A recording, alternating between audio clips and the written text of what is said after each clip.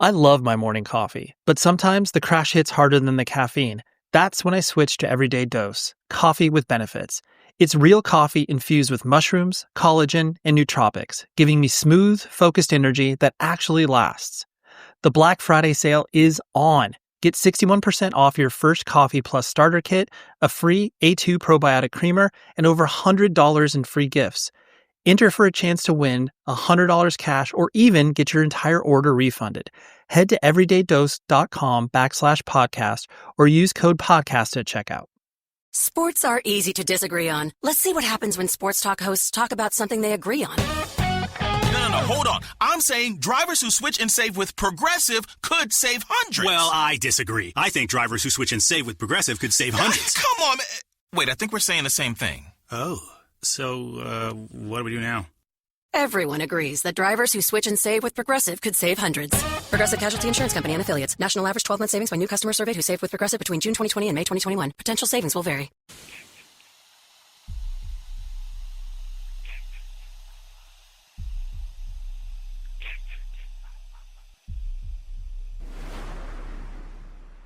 Warning, the following content may contain elements that are not suitable for some audiences. Viewer discretion is advised. Hello, kiddies. This is yours duly, John Kassir, the voice of the Crypt Keeper. And you're listening to Slasher Radio.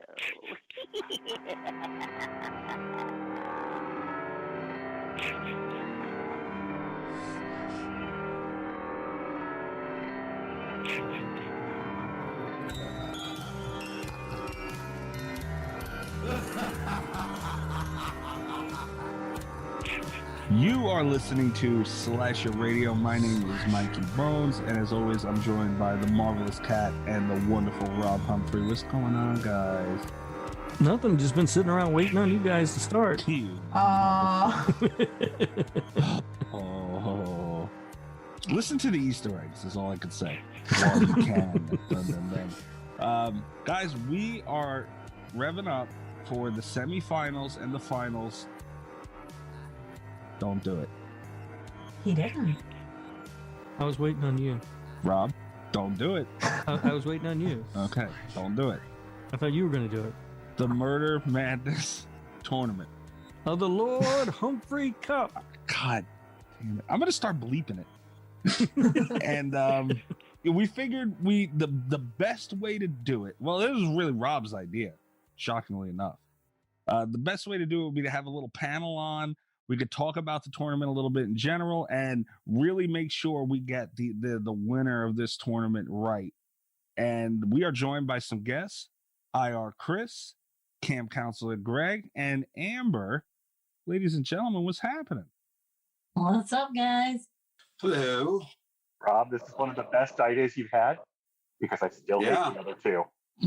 And Rob, I'm kind of liking the whole Lord Humphrey's Cup. That's kind of got a nice ring to it. Right, I know. That's what I think too. Yeah. I'm not even going to make fun of it. I'm not going to call it something like the Hobo Rob Red Solo Cup. Amber, what the hell, man? What? It's got a good ring to it, Mikey. I can't help it. Yeah. If you would have called it the Bones Cup or something, or Chalice or whatever, that would have been good too. But it went with Lord Humphrey's Cup. That's got a ring to it. Called marketing. You put Lord in front of my name, it just sounds right, Mikey. I wouldn't go that far, hon. First rubber and now this. Uh-huh. Remember, I asked you, Mikey, about how I could apply to be a saint, and you never got back to me about it. So I'm still looking through the paperwork. Okay. It seems extensive. Yeah. I know you're overqualified, Rob. No doubt. Wow, what an asshole! No question. All right, well, we're not going to do a news segment today. We don't got no voicemail segment today. I'm sure there's a lot of opinions going around, and as if we haven't heard enough on Twitter, we would like to ask you guys. I don't even want to ask. We wanted to hear some of your bigger contentions with the list, because as everybody's seen, there's been a shitstorm on Twitter about this damn thing. Chris, I know what you're going to say, but you can go ahead and start us off if you want to. So exactly how many fucking cheat codes were you giving the director to get as far as she did, let alone past Crowley? Wow. How many fucking cheat codes? Was not expecting that. It's a fair cop. Victor is confined to his swamp. What is she going to do? Load up a bus with everything there and be like, "Go nuts, guys." That's not the problem. I'm going to disregard that as a problem because she's got one of everything. Like, I don't think acquiring Victor Crowley is the problem in this scenario. But before we started the bracket, during the episode, I pointed out that there was a lot of more than any other character on the list. The director was going to have a lot of leeway. Even when I suggested her, I asked what we were and were not going to allow for the tests. And we never came up with a clear answer. So I'll admit it. No, I wrote it on the spreadsheet. What? I wrote the answer on the spreadsheet. How can anyone read that fucking spreadsheet? I will stand up for the decision a little bit. And everybody knows how much I hate that damn movie, The Cabin in the Woods. Yeah, which is a shame because you shouldn't, because it's a great film. Really? Because it sounded like you're now its biggest apologist. Absolutely not. That, Greg, though, is an argument for another day. We're not about to do that right now, Greg. We're not. Okay. We're not about to do that. All right. Okay. I'm not. We got to avoid these minds, these Greg minds. Kat fell into one earlier. I feel like I'm about to fall in a second one because I will say the director did get a lot of leeway. It's fair. Okay, but you didn't give anybody else their leeway. I think we did. Victor literally revives practically instantly throughout the course of the movies. What can she do to keep him down? Nothing. Hold on. Hey, Chris, you ready? I know what she can do. Send a big old giant snake. Yeah. It eats Crowley. Snake wins. Director moves on. Belt Sanders through the stomach. He wouldn't have got that far. The snake would have grabbed him before he had a chance to grab any sort of weapon. He'd been done. He pulls that shit out of his goddamn asshole. Where did he get an 8-foot long chainsaw? Who the fuck cares? It's a goddamn swamp ghost. And then if you're giving her all the cheat codes, then I'd like to get a redecision on Jason because the second first Pinhead has to kill living Jason. Lightning strikes him. He's revived. Now they have to kill zombie Jason. Oh no, he fell onto nanites. Now you have Uber Jason tearing down his ass. I just want to point out real quick that Chris went through that entire fucking argument about Cabin in the Woods. He didn't care about Cabin in the Woods and Victor Crowley. That was his setup. It was a trap. I walked right into it again. Right. Well, it started there, and then she's bringing her whole argument was bringing in shit outside of the movies. Wait, what? You were bringing in the book lore early on. Oh, I will admit it had been a long time. It had been a long time since but I don't think I made any arguments. Like, I cited stuff from the book, but I went back after I watched Hellraiser. I rewatched it for the first time in a long time, and I don't think I made any. I evaluated it while I was sober. I don't think it would have changed my mind about the argument. Like, I still feel good about everything that I said.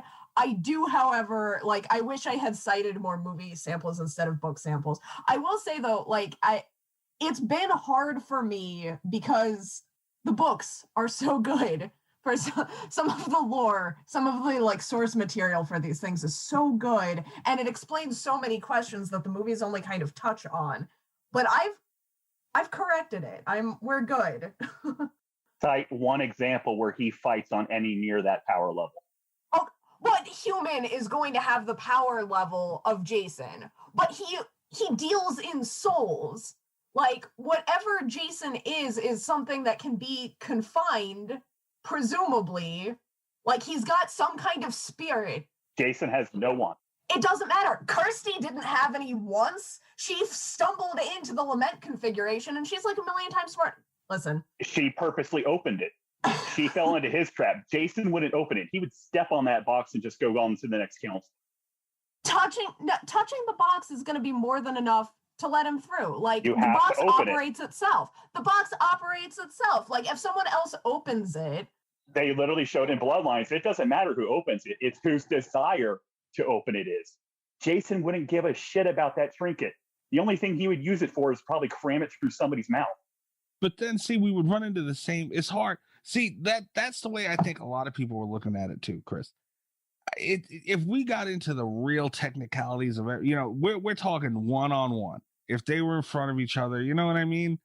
And I truly one-on-one, except the director brings 90 on one. Well, that's her thing, man. That's what look what we're dealing with fucking Samara. By unleashing all the monsters, you guys were talking about Waking the Titans that Jason would ruin the movie. No, it wouldn't, because Jason would never fucking use any of the artifacts. He'd go in there, see an empty cab, and be like, "Fuck this shit," move on to the next one, or he'd find tunnels. But then there's no win there.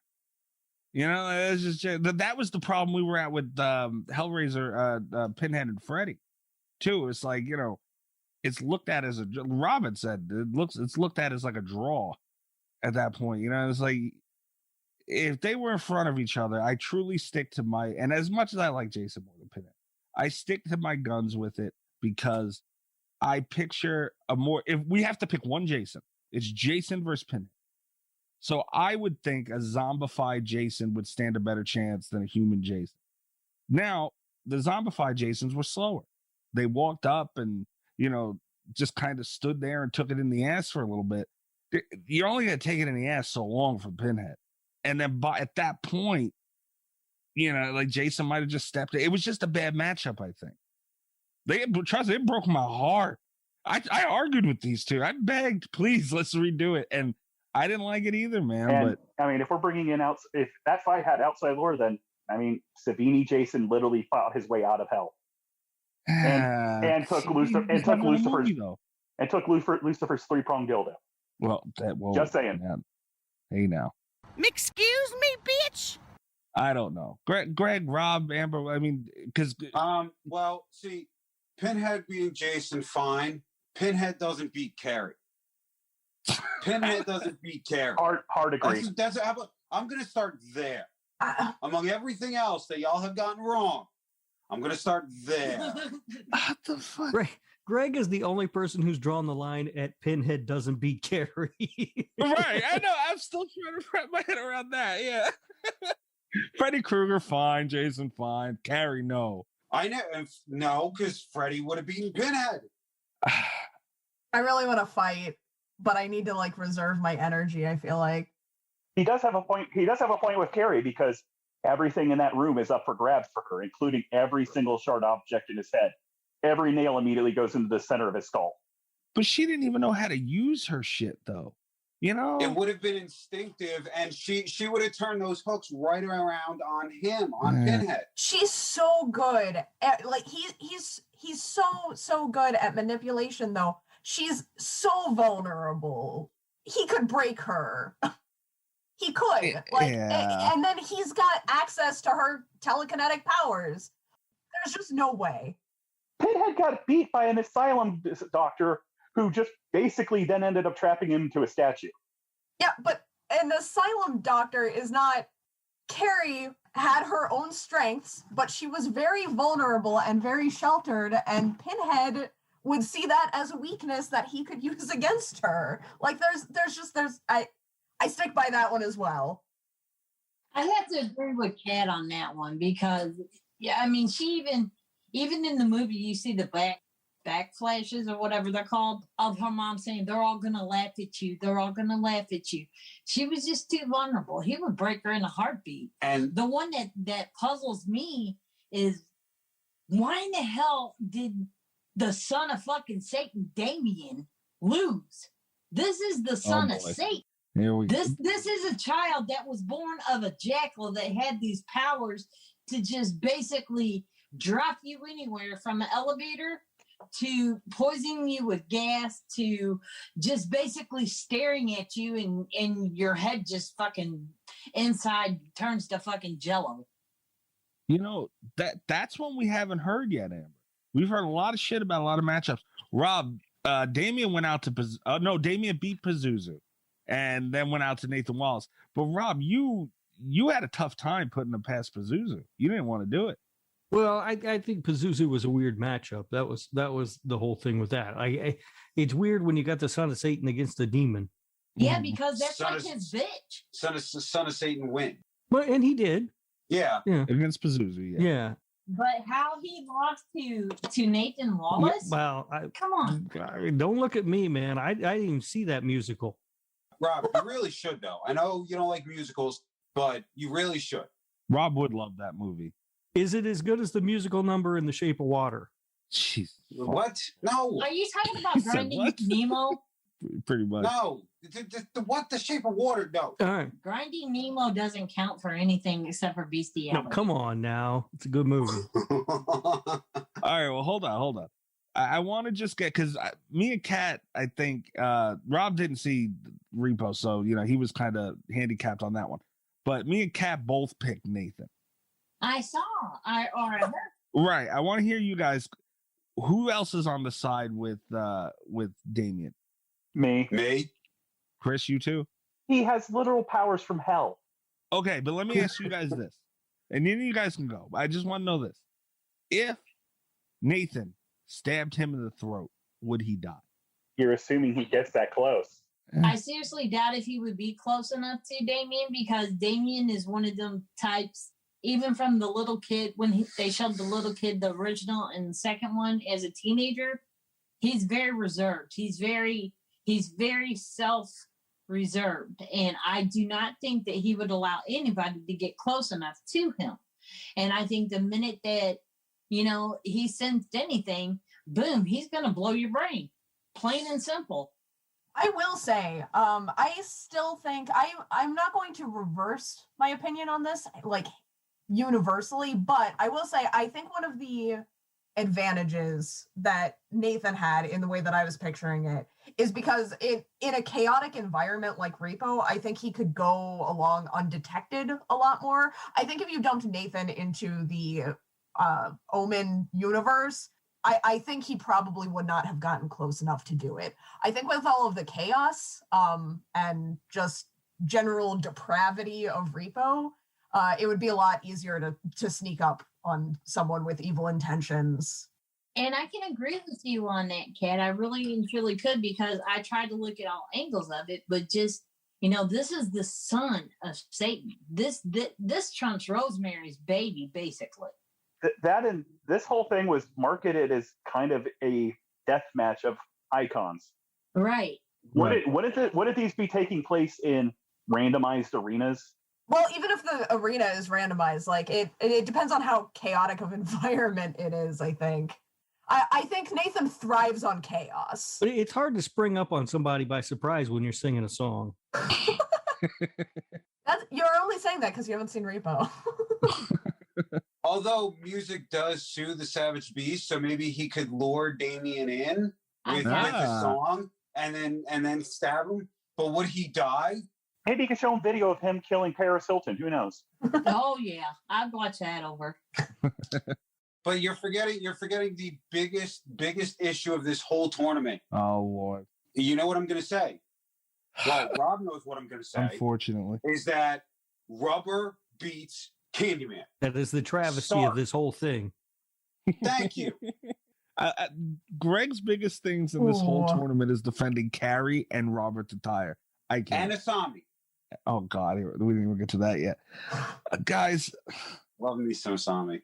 Do we really have to talk about Rubber again? No. Okay, I'm going to skip the Rubber thing, but another thing that kind of is curious with me is you guys have all these people on here, including Annabelle, but you don't have Etta Lorraine Warren. Could you imagine them going up against some of these beasts? Do you actually think they'd win, or do you actually think that they would lose? No, they would lose to some of these. They would get their ass torn in half. Yeah. Do you honestly think so? Yeah. What is Etta Lorraine going to do against Freddy or Jason? Michael Myers. They're going to pull out a rosary, and then Jason's choking that bitch out with it. Get Chris going. They have no powers, and they are frauds. I like the movies, but the Warrens are frauds. I did this purposely for Chris. Thank you for riling up Chris. Yes. Do we need to put a legal disclaimer on that so we don't get sued by somebody?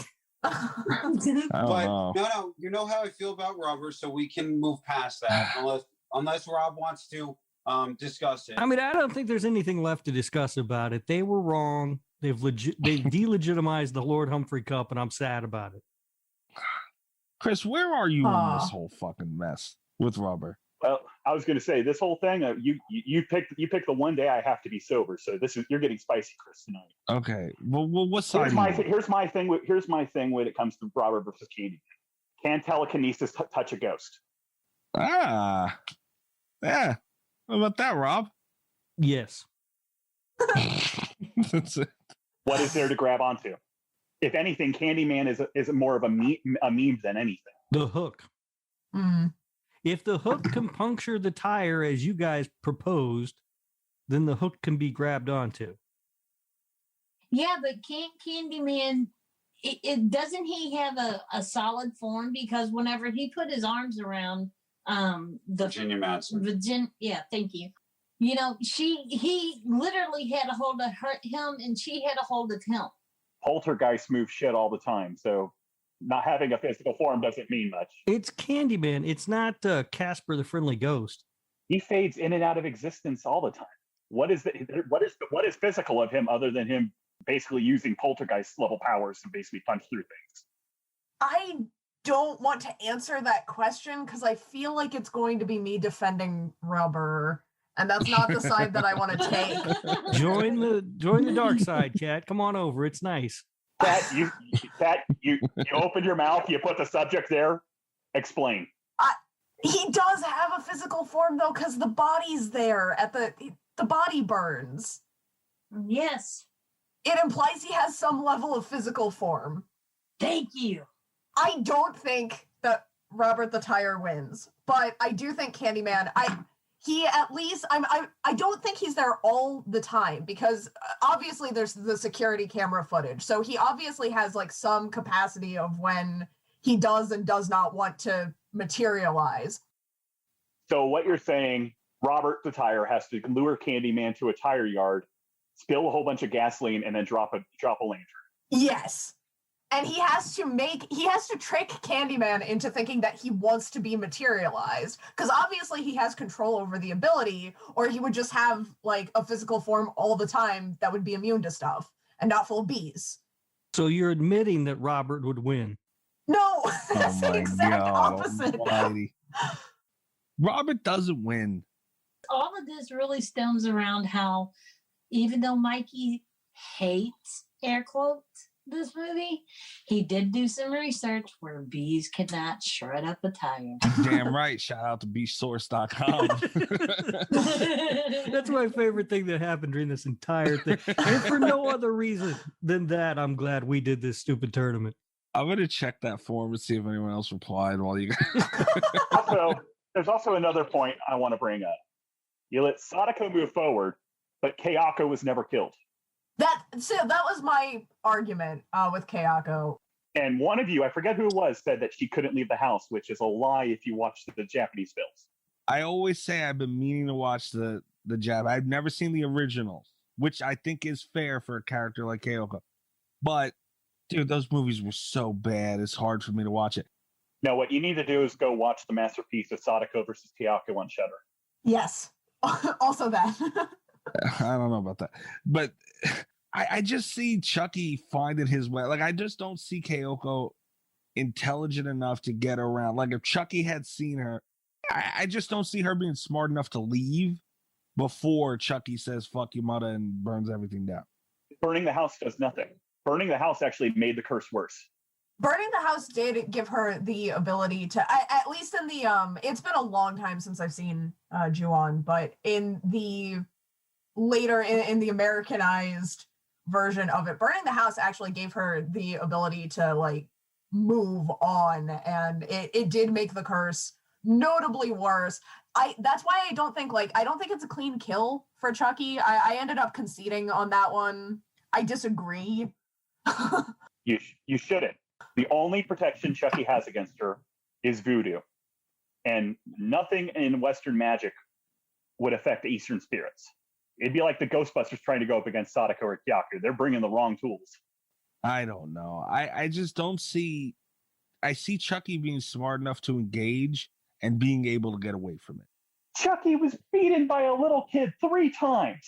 I think he gets away from it. I think even if he puts a pin in it... He never wins, though. Chucky never should have advanced.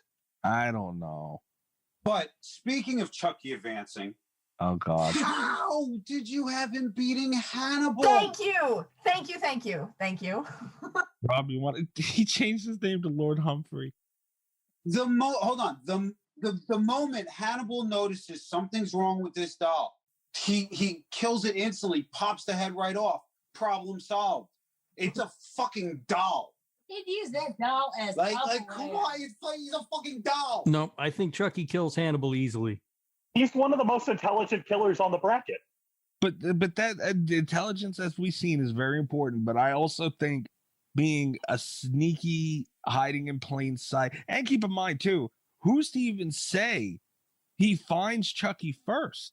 Let's keep in mind, what him and Tiff did in Bride of Chucky, sneaking around, committing fucking practically mass genocide with all the people they're killing, and in a van with 2 human beings, and they didn't even notice they were real.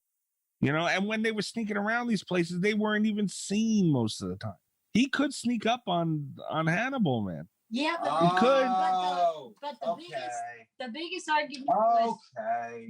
argument with that could be though is because they were young.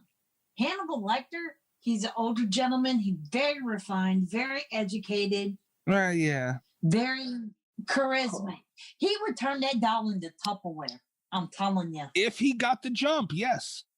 Again, this is also a death match. I'm assuming that somewhere Lord Humphrey on his throne of skulls is like Chucky versus Hannibal Lecter, round 1. Fight. I like that. Oh no. I just want everybody listening to this right now to know that Rob changed his name in this call to Lord Humphrey. I just figured that needed to be pointed. Okay. I don't see what the problem is. Oh yeah, I can change your name. Stop it. All right. I mean, I'm glad that we had to have it out about the fucking, there was a small uproar on Twitter for over a few of these. So, those need to be discussed, but I'm glad we were able to get some other ones in there too. Like I never thought of the whole Damien thing. Oh, you already started my hashtag triggered senses when in the direct messages when I was posting news, like, Chris, don't listen. Chris trying to be productive, and I got to ruin his day. So hold on, I have one last question. Okay. How is Pennywise not in the final 4? That was a tough one for me. Here's the answer. How he wins to the final 4: deadlights. He freezes them and kills them.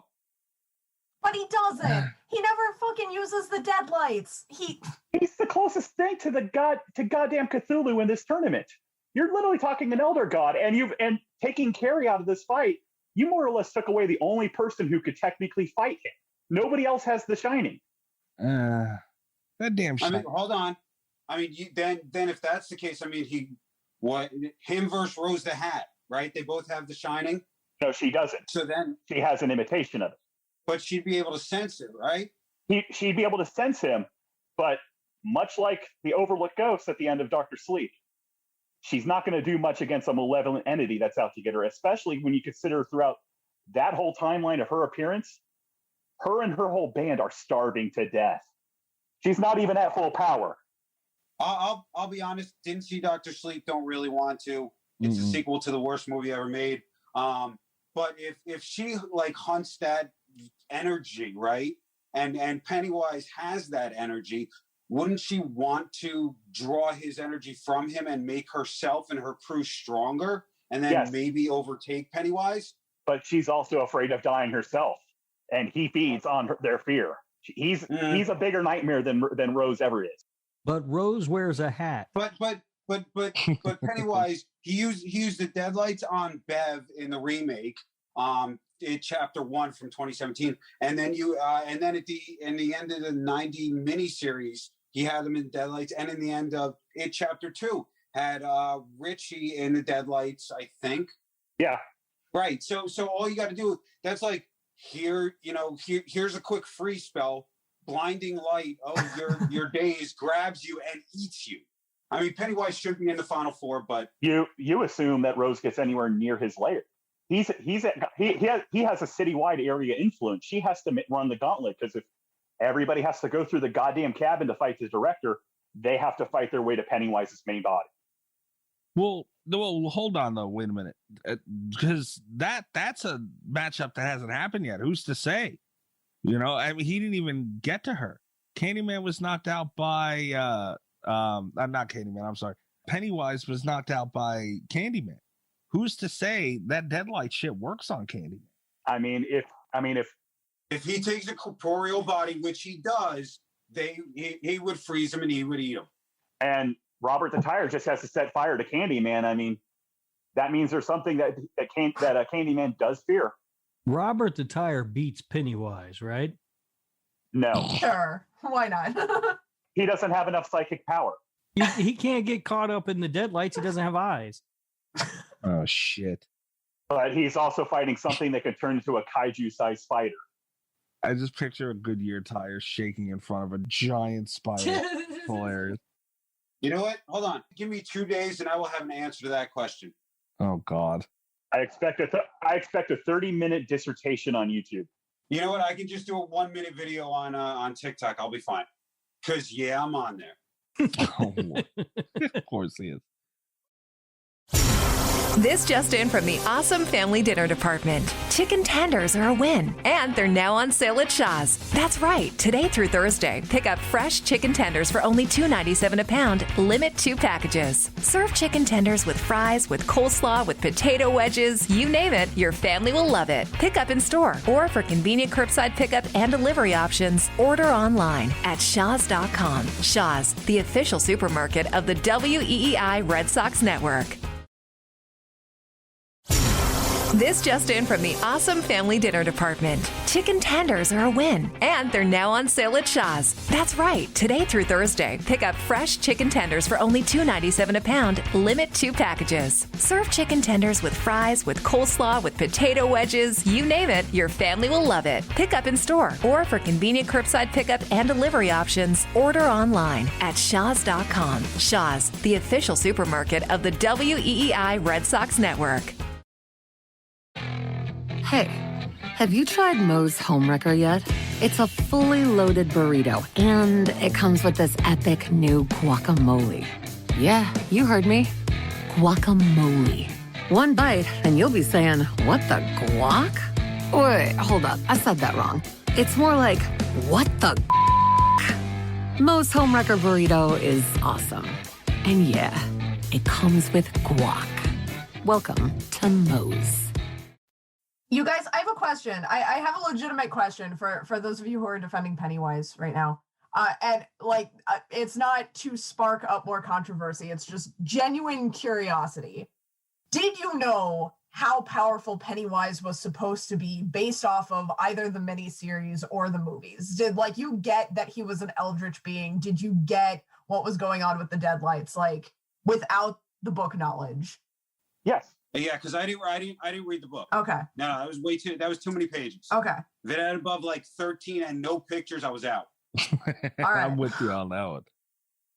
I wasn't happy about the Pennywise thing. I just want to go on record. I conceded. It hurt me to do it. I almost want to submit a submission for a wild card bracket and bring in Randall Flagg, then you sons of bitches. So I also talked about Randall Flagg because he would have been. It would have been a fun one to have. Who the hell's Randall Flagg? From The Stand. But it's not a movie. He's in The Stand, and also he's one of the main antagonists of the Dark Tower series. Yeah. Oh, yeah. Well, I don't know no Randall Flagg. Uh-uh. Are we doing left side first or right side first? Let's do the right side first. Ooh. And I just want to point out because I will forget, my grandmother told me that Samara scares the absolute shit out of her. So as much as Rob and me, this whole time, we're getting pissed off that this ring ghost is running through everybody. I mean, I told my grandmother a little about it. She's like, oh, from the ring, she scared the shit out of me. So according to my grandmother, there's nothing wrong with Samara being where she's at, apparently. I didn't think Grandma Bones was scared of anything. Apparently her. Yeah, she scared the shit out of her. I would still argue that Samara and Kyaku should be up at both of them. Then we can literally argue who actually wins Sadako versus Kyaku. Well, see, Kayako didn't scare the shit out of my grandmother. So really, wasn't really worth it. I'll tell you what the woman wasn't scared of: hit me in the ass with a wooden spoon. She was not afraid to do that at all. I understand that. Yeah. Grandmas were good for that. My ass still hurts. All right. So let's talk about this is the semifinals of the tournament right here that we're breaking down. And we have Rose the Hat versus Candyman. What do you guys think? I say Candyman for the simple fact of Rose the Hat. Stupid name.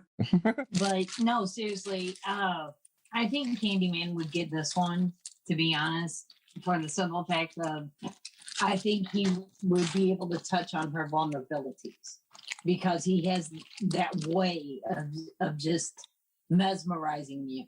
Okay. And I honestly think that if he would get the chance, he would hook her from her belly button to her throat.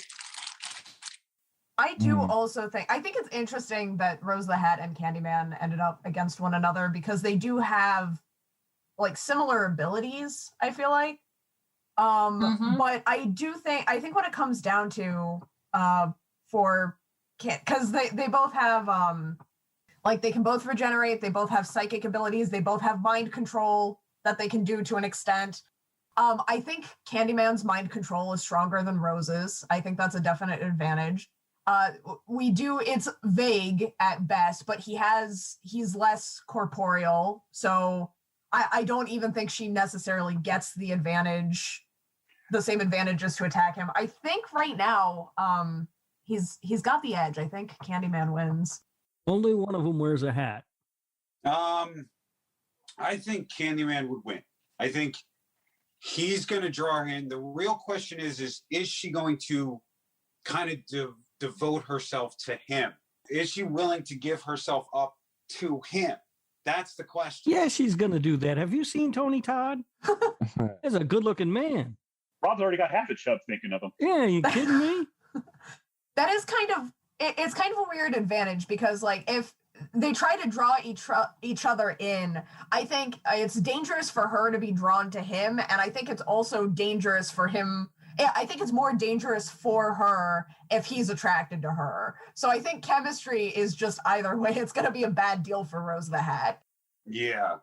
Yeah, because he just has that thing where he draws you in. And I think he also would have the straight up power advantage. Right. Yeah. Just by size alone.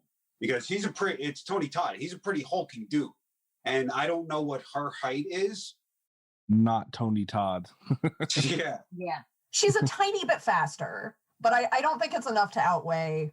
No, because the minute if he could just get his arms around her, even if behind her and get his arms around her, she's done for. Even if she tries to run away, he can just kind of disappear, then reappear. Yeah. Right, to teleport. And catch her on the back end. And it's Right. over. I should rephrase that. She's faster in like hand-to-hand combat if it came down to it, but he can teleport. Like she's not going to outrun him ever. No. No. Rob, I don't think we're going to get any argument from you on this one. You've been pretty opinionated about Dr. Sleep. Well, I'm assuming you're going Candyman. Yeah. I Candyman. Yeah, Rose the Hat's a dumb name. It's let it go. That's the second knock on the name, by the way. Chris? This one handily goes to Candyman. This fight's going to come down to the whole time she's seeing him in reflections and just dimly lit in the shadows, calling to her, asking her to be his victim. Even if she lashes out with whatever remains of the steam that she has left in her, he has ability to retaliate for range to disrupt her concentration. The bees are going to swarm. The stinging's going to begin. She's going to get distracted. He's going to sneak up behind, and he's just going to gut her. Yeah, I mean, I'm not going to argue that one. The only chance I would give Rose the Hat a puncher's chance in this one, and that's all she's got. She's got one shot at a pure kill in one go, and I don't think she nails that on Candyman. Her best chance would be if she could do what Danny Torrance did after the events of the Overlook, and she can lock psychic beings in boxes to where they can't affect her anymore. The problem is she's more of a wild beast. She's not disciplined in that manner. Her best chance would be basically unload every ounce of her psychic power left and hope it's enough to take out King. Yeah. And if she does that and it fails, then she's just a starving vampire on the verge of death.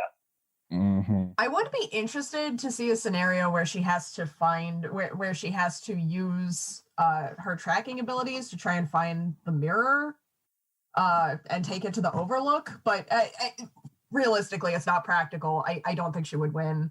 Yeah, but as you mentioned, him teleporting, he may appear in the mirror. Doesn't mean he's trapped in said mirror. He could just every time she locks in where he is in, let's just say it's an empty warehouse. Every time she comes close to locating where he is, he's on the other side of the building. Yeah, just not practical. Well, shit, man. It's a clean sweep for Candyman. Wow. Oh, you mean you don't want to be the guy that gives the total skunk and I'm going to give it to them just because I feel bad? Absolutely not. Well, hey, man, some of them, and it's not even feel bad, it's respect for some of them. All right. Yeah, there's no respect. The respect ends by who's standing over the body.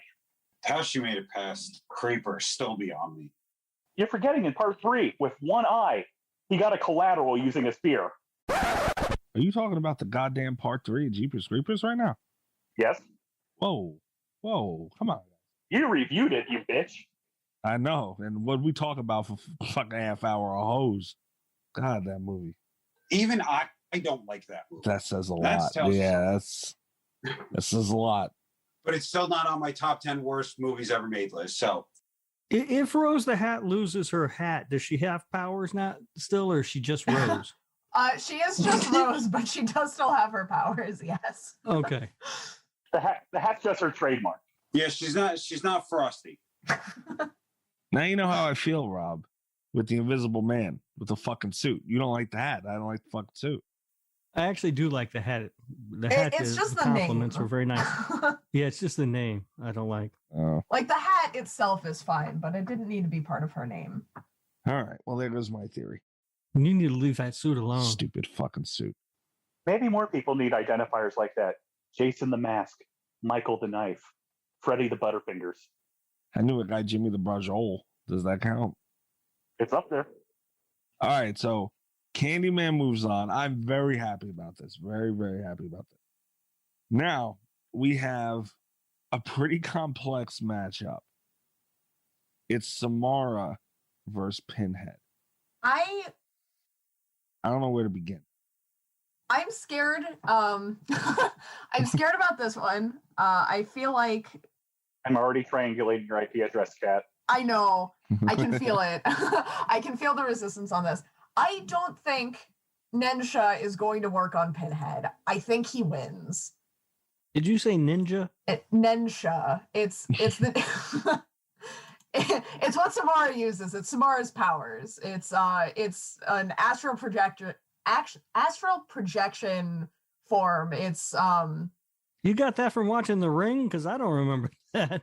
The American version of Samara is weaker than the Japanese one. Okay. Yeah, but it's I don't think did the American version even have a name for what it was called?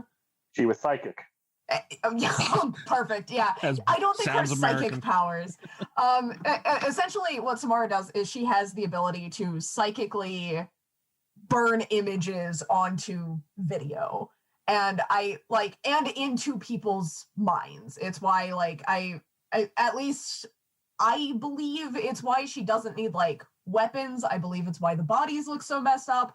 I don't think that something that can just psychically overload a human is going to work on Pinhead while he's in his Cenobite form. I'm not sure it would work on him normally. I feel like anyone who has the capacity to be a Cenobite is maybe not someone who can just be psychically overloaded to death, but I think especially just given his power, and also we talked about this with other things. I feel like Samara is someone who also can be tricked. She wants attention. She wants her story to be told. There are desires that Samara has that I think are going to make her a little bit more vulnerable against someone who knows to look for them. You know what I mean? Okay, but I got a question for you, Kat. And I love what you're saying there, but she would have to play with that configuration thing to get it open. Now, with her psychic ability, she could tell that that's bad. Would she really do anything to open it to bring Pinhead out to her? Or Amber, I'm gonna take a lot of the variables out because apparently the argument of Jason opening the thing, well, he just has to touch it. No, I would. Let's say they're both out in the open. Somebody's opening the lemon configuration, and just as it starts, he hits play on the VCR. So now, Pinhead has seen the video. Samara's after him. Just like the rules of horror films are kind of out the window because they aren't really based in reality. We have to take that out of the equation. It's the perfect setup for this genre. That's a good. Yes. I honestly think then that Samara could probably beat him because she could get inside his head. Except for she can't. She can project into his head. But that's different. Like, she doesn't. Yeah, but she could project shit into his head that it probably, from when he was a human form. But that's the thing is, like, she can't read his thoughts. She can project her cursed thoughts into his head. We have to, like, the only way that she wins is if her cursed thoughts are on their own enough to kill Pinhead. Oh, okay. Well, then you know what? Right? I retract that because I honestly think that Pinhead would take her then. I was going to throw this one up in the air, and that kind of leads into it. And I need an answer to this. What the fuck does Samara do? And I know Kat kind of touched on it. I get that. But, like, is there anything else? Like, what does she actually do? She's a ninja. Now, correct me if I'm wrong, but I believe that she just has the ultimate power of, like, she just scares you to death. Like, you are just in utter shock. You're frozen. You stay there, and then you die. Ergo, Pinhead sees this, kind of like Deadlights, and dies. Samara wins and moves on. Except for, I don't think there's nothing to indicate, and maybe like it's going to be speculation because all of the or most of the screen most of the deaths in the ring, in the American rings, are not shown. So I could be like way off base about this, but just based off of what we see in the ring, I feel like she's not drawing materials, like she's not playing off of their individual fears. She's showing them things that she's afraid of. I think those things have to be scary enough to kill Pinhead, and I don't think that they are. It depends on what version of Samara we're talking about here. The overall thing is that she has so much latent power that when she was being researched, she developed a huge hatred for everybody around her. Right. That basically focused her thoughts that she would rather all these people die. Dude, I can so relate to that. Then when she was betrayed by her mother and locked in the well to drown, that was her basically experiencing fear for the first time, and basically the only time being helpless. She would basically come out of the TV. Pinhead would more or less be confused. Let's just say the first psychic assault, Pinhead is momentarily stunned, but then he tries to unleash all the chains. She's made out of television static. There's nothing for him to hit. He flashes out with his knives. There's nothing to hit. She goes in for a second blast, and she doesn't let it go until his mind literally shuts down. He can't physically harm her. There's nothing to hit. She's static. He can literally blow up the TV. She's still in the room, and she won't ever stop. She's one of the few unkillable ghosts. There's nothing that could stop her. And I mean, you talk about wanting her story told. Her story's now out on the internet. She's now worldwide, baby. She's viral. Except for, I think Pinhead is one of the few people, because she's a manifestation. She's, I don't want to call it a soul necessarily, but she's like a spiritual manifestation. That's what's left of Samara. That's what's committing these acts. It's her psychic presence that's left. I think Pinhead, more than anyone, is equipped to deal with torturing and or containing or killing someone that has already lost their physical form. But you're talking about Pinhead, the Cenobite. And, yes. And in the second film, it proved that somebody with a more dominant mind, a more focused mind, can take away his powers, revert him back to human. Now he's just mortal once more. He was taken out like a bitch. Accept it, Cat. So, oh, no. wait a minute. Now I'm stuck on something because I still don't know where the fuck to go on this. Is she really like once she comes through the TV? I always assumed she was, she was there. Like, are we really giving her the static? Like, I don't know. If she's that kind of ghost. They've shown her doing the static bit before. The only thing, when she comes out of the TV, you can still see the scan lines from the CRT television, and she still bursts into white noise periodically. She may appear there, but that's just her psychic presence. There's no physical body. This is where Damien swoops in and blasts them both to hell. All I'm just saying is, if Kyaku or Pennywise were still around, it'd be a different argument. Rob, what are you thinking about this? Because I'm lost. I think Chris is confusing Samara with Horace Pinker from Shocker, who, by the way, we should have had in this tournament. Yeah. Yep. Fair. Yeah. Fair. What a great overlooked gem Shocker is. No protagonists. They should be in their own cup. That's true. You know what? Yeah. How do you have an ultimate fucking iconic slasher movie bracket and not have Laurie Strode and fucking Ash, dude? How do you not? Because they're protagonists. If you wanted that, you could have had the Final Girl Cup. Yeah. Ash is my favorite final girl. Yeah, right. No, you can even throw in Herbert West in there. I don't know. That's beside the damn point. Anyway, Rob, I don't know. Like, where are you at? Because I really am up in the air. I'm still leaning towards Pinhead more than ever. Yeah, I'm leaning slight. It's a 1% lean because, dude, this is the hardest one for me yet. Yeah, like I'm leaning Pinhead, but I could be convinced. Right. Like I just don't see her being it because I think the fear thing is probably the best point for Samara. And but how does he land the killing blow?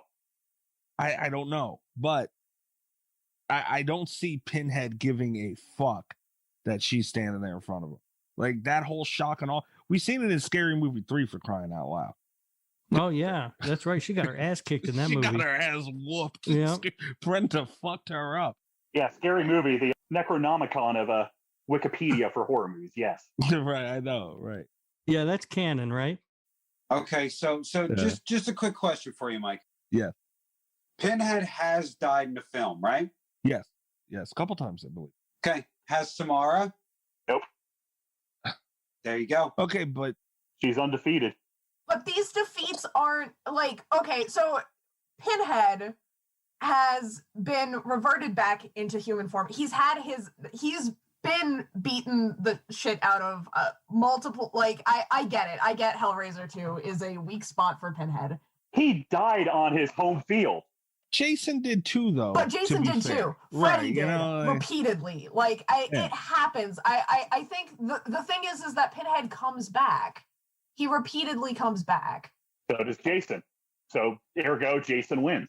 No, this isn't about Jason. This is about Samara. I just want to point Chris, out, too. It's always about Jason. Seriously.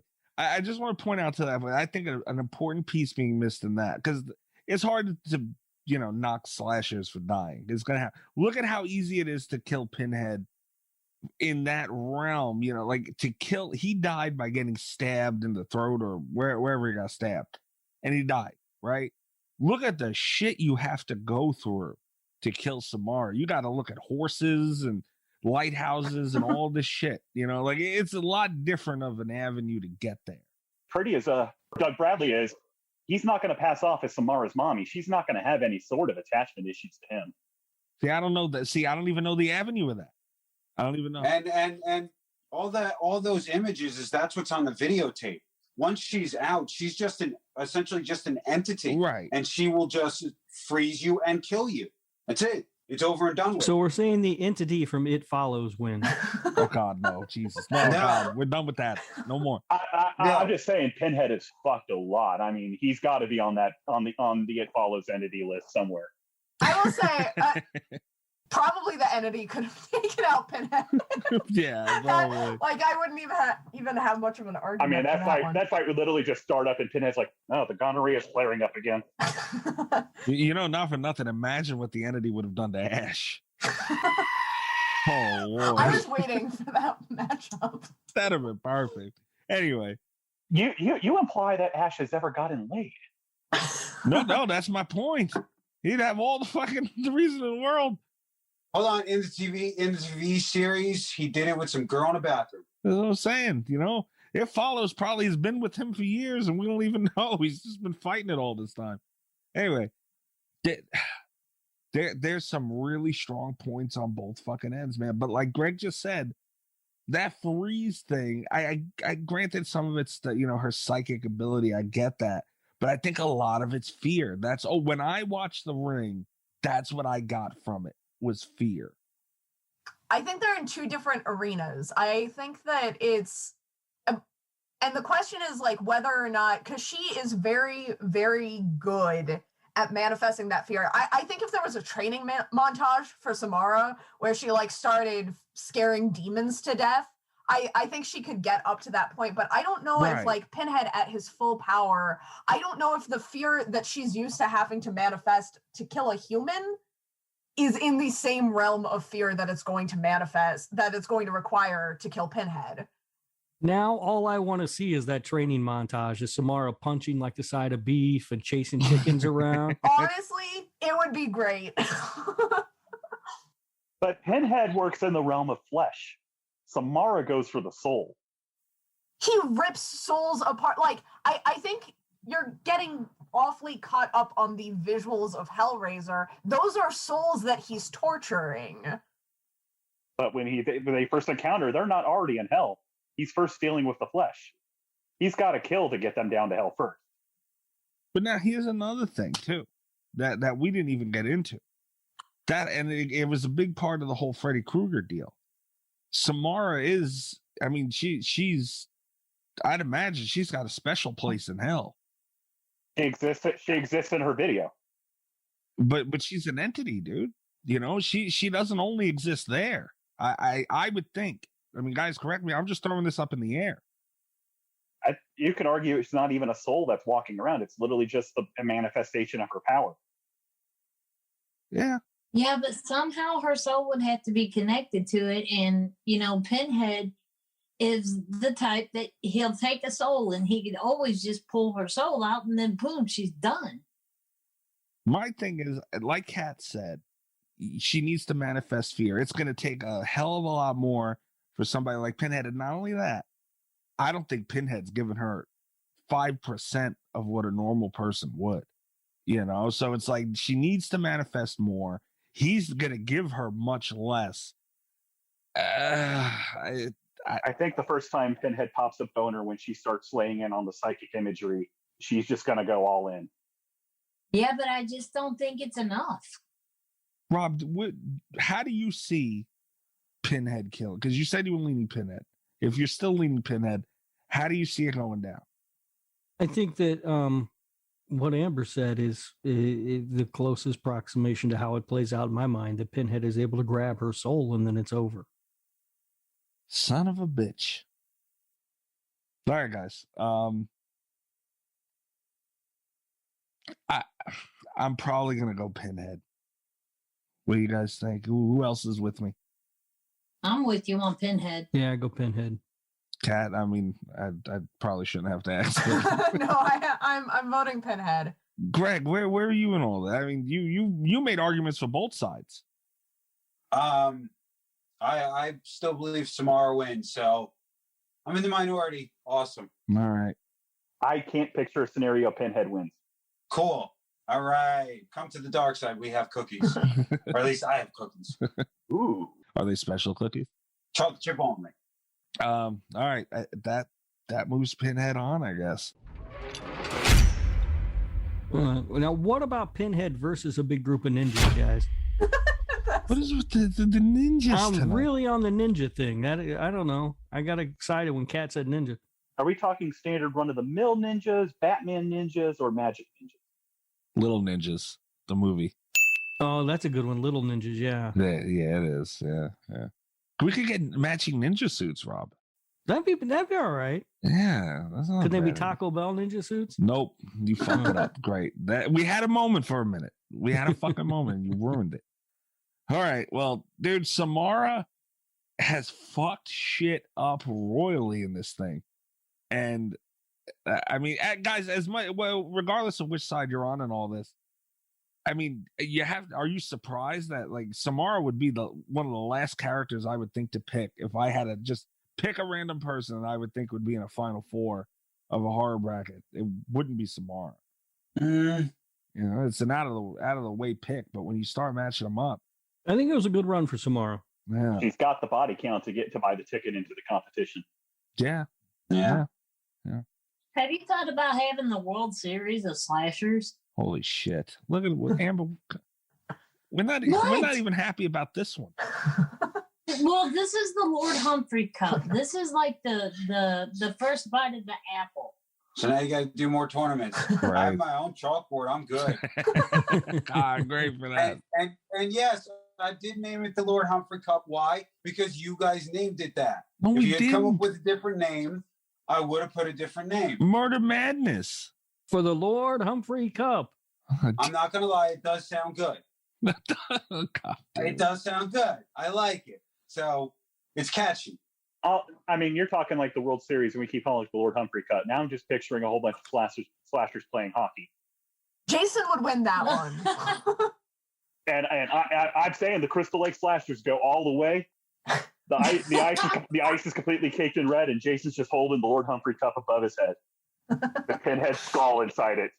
I just picture Jason standing in front of a goal and pucks just annihilating him, and he's not giving one shit about it. All right, guys. So we got the final setup. It's Samara.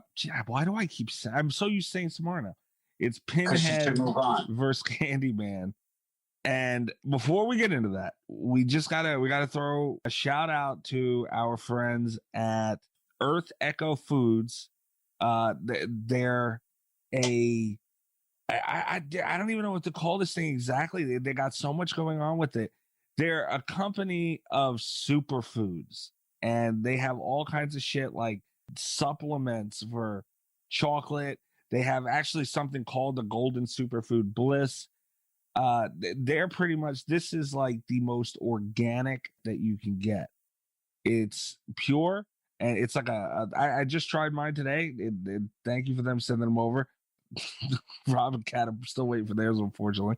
It's a powdered chocolate is the one that I received, and I actually made a cup of hot chocolate with it. Just try it out. You can get a whole recipe book that they also have that you can buy. I think it comes free with certain things that you buy also.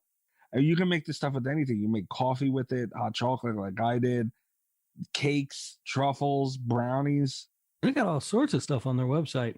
Right. Banana muffins. Jeez. Yeah. Look at all this stuff they got. They got a frother. Yeah, I got the frother. And you did? I almost tried it yet, but I couldn't find a fucking battery. So I didn't try it yet. And the ceremonial mug is cool looking. Dude, that mug is nice. It's like a stone mug. What they had sent over was, I got a little cookbook, or recipe book. I got the mug, the frother, and the bag of the Choco Bliss. I'm looking forward to it. Yeah, I mean, guys, I forget. I think it's vegan friendly. I mean, this is, like I said, organic, and summer's coming up. So this is also healthy. You could use it as a dietary supplement. So you're going to be treating your body right. You could even lose a couple pounds while you're at it. Lord knows I need that. Right? This pandemic's been mean to everybody. No. This has not been good at all. So go check out Earth Echo Foods. And they have 100% organic choco beans. And they said it had naturally kissed by the sun. Nice. Sweet Jesus. Holy shit. Sun kissed. I love it. I know. Oh, wow. I mean, they don't get more organic than that. The sun is kissing it, for crying out loud. They have stuff like MCT oil, coconut oil, sea salt. I mean, these are the kind of things, cinnamon, black pepper, that they're using, and it tastes phenomenal. It's a great supplement for actual chocolate, and the best way you can get it. Tastes great too. Now, the question is this, Kat, are you going to add it to your coffee when you run it through that weird mad scientist thing you have? Yeah, if there's a recipe for a weird mad scientist coffee, I will have it. All right. I mean, there is a recipe for Choco Bliss coffee mocha latte. Oh, yeah, I'll have that. That sounds good. Yeah, I mean, it's not like people are making peanut butter cups with these things. My kid better not fucking touch them.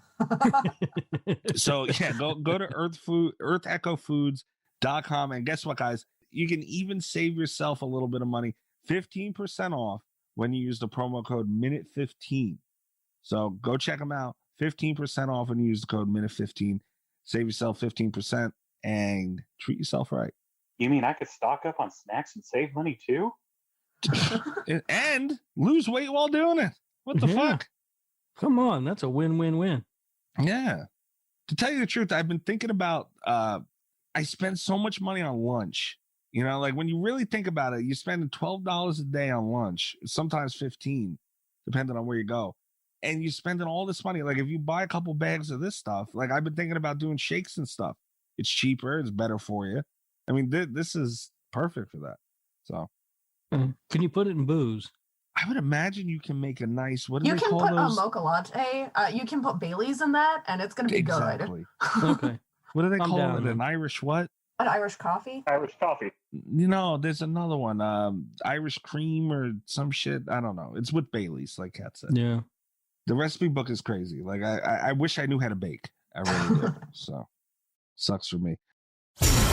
This just in from the Awesome Family Dinner Department. Chicken tenders are a win, and they're now on sale at Shaw's. That's right. Today through Thursday, pick up fresh chicken tenders for only $2.97 a pound. Limit 2 packages. Serve chicken tenders with fries, with coleslaw, with potato wedges. You name it, your family will love it. Pick up in store, or for convenient curbside pickup and delivery options, order online at shaws.com. Shaw's, the official supermarket of the WEEI Red Sox Network. This just in from the Awesome Family Dinner Department. Chicken tenders are a win, and they're now on sale at Shaw's. That's right. Today through Thursday, pick up fresh chicken tenders for only $2.97 a pound. Limit 2 packages. Serve chicken tenders with fries, with coleslaw, with potato wedges. You name it, your family will love it. Pick up in store, or for convenient curbside pickup and delivery options, order online at shaws.com. Shaw's, the official supermarket of the WEEI Red Sox Network. This just in from the Awesome Family Dinner Department. Chicken tenders are a win, and they're now on sale at Shaw's. That's right. Today through Thursday, pick up fresh chicken tenders for only $2.97 a pound. Limit 2 packages. Serve chicken tenders with fries, with coleslaw, with potato wedges. You name it, your family will love it. Pick up in store, or for convenient curbside pickup and delivery options, order online at shaws.com. Shaw's, the official supermarket of the WEEI Red Sox Network. Anyway, all right, guys. So this is a hell of a matchup here, and this is the finals of the Murder Madness tournament for the Lord Humphrey Cup. I hate you so much. It's marketing genius, Mikey. Why do you hate it? I can't wait till this is over, so I don't have to hear that anymore. Until next year. I'm looking forward to it. Fuck off! The finals of the tournament are Pinhead versus Candyman. So the person who knocked out Jason Voorhees against the one who took out Robert the Tire. Holy shit! This whole thing has been a conspiracy against me. Oh, I did not realize that at all. This Cat, we couldn't have planned this if we tried. We could not I have am planned this so if we mad at you tried. guys. Wow. But I'm What so a- glad that it happened. Rob, the world really is out to get you, bro. Like for real. Wow. Okay, that's hilarious. So last week was a really rough week for me. I had to vote against some of my all-time favorite slashers. I lost a lot of my all-time favorite characters from this bracket. I was outvoted on a few of them. And I just want to say before we go into this, I have a strong opinion about this one in terms of like what I believe, but I'm gonna be happy walking away from this. Like we've gotten to a point where I feel like if no matter who wins this bracket, I'm gonna be okay. Like they've come a long way, and I'm kind of proud of our top 2 slashers, guys. Me too. But hold on a second, guys. This just turned into a triple threat, and it's Pinhead versus Candyman versus the Leprechaun. What do you think of that? Versus Santa Claus? No. The Leprechaun with the run-in. Only if Crowley resurrects and then Jason just sits back up. Well, I saw him outvoted in this, is what you guys are saying. And Freddy comes back and he should have won the goddamn thing. And at the end, everyone's head explodes and they all fall away. And in the middle of the group is Robert just vibrating. I shouldn't have fucking said that. Backfired very quickly. You walked right into it. I really did. I just got like tag teamed 3 times in a row. Anyway, 4 times actually. It's fucking Santa Claus. All right. There's a lot of different elements to this, and I think we're getting into a more deadly version of Pinhead's last round. Obviously watered down with the psychic ability and all that, but nonetheless a more deadly version. So what do you guys think? This is also an interesting one because I think regeneration versus invulnerability is an interesting matchup. I think they both have that psychic element. I like that both of their psychic powers rely heavily on manipulation. I think that in the end is going to be what it comes down to. Pinhead has like some good, I guess they both do have some good physical advantages. The hook is very brutal, very good at being wielded. The chains are also very good.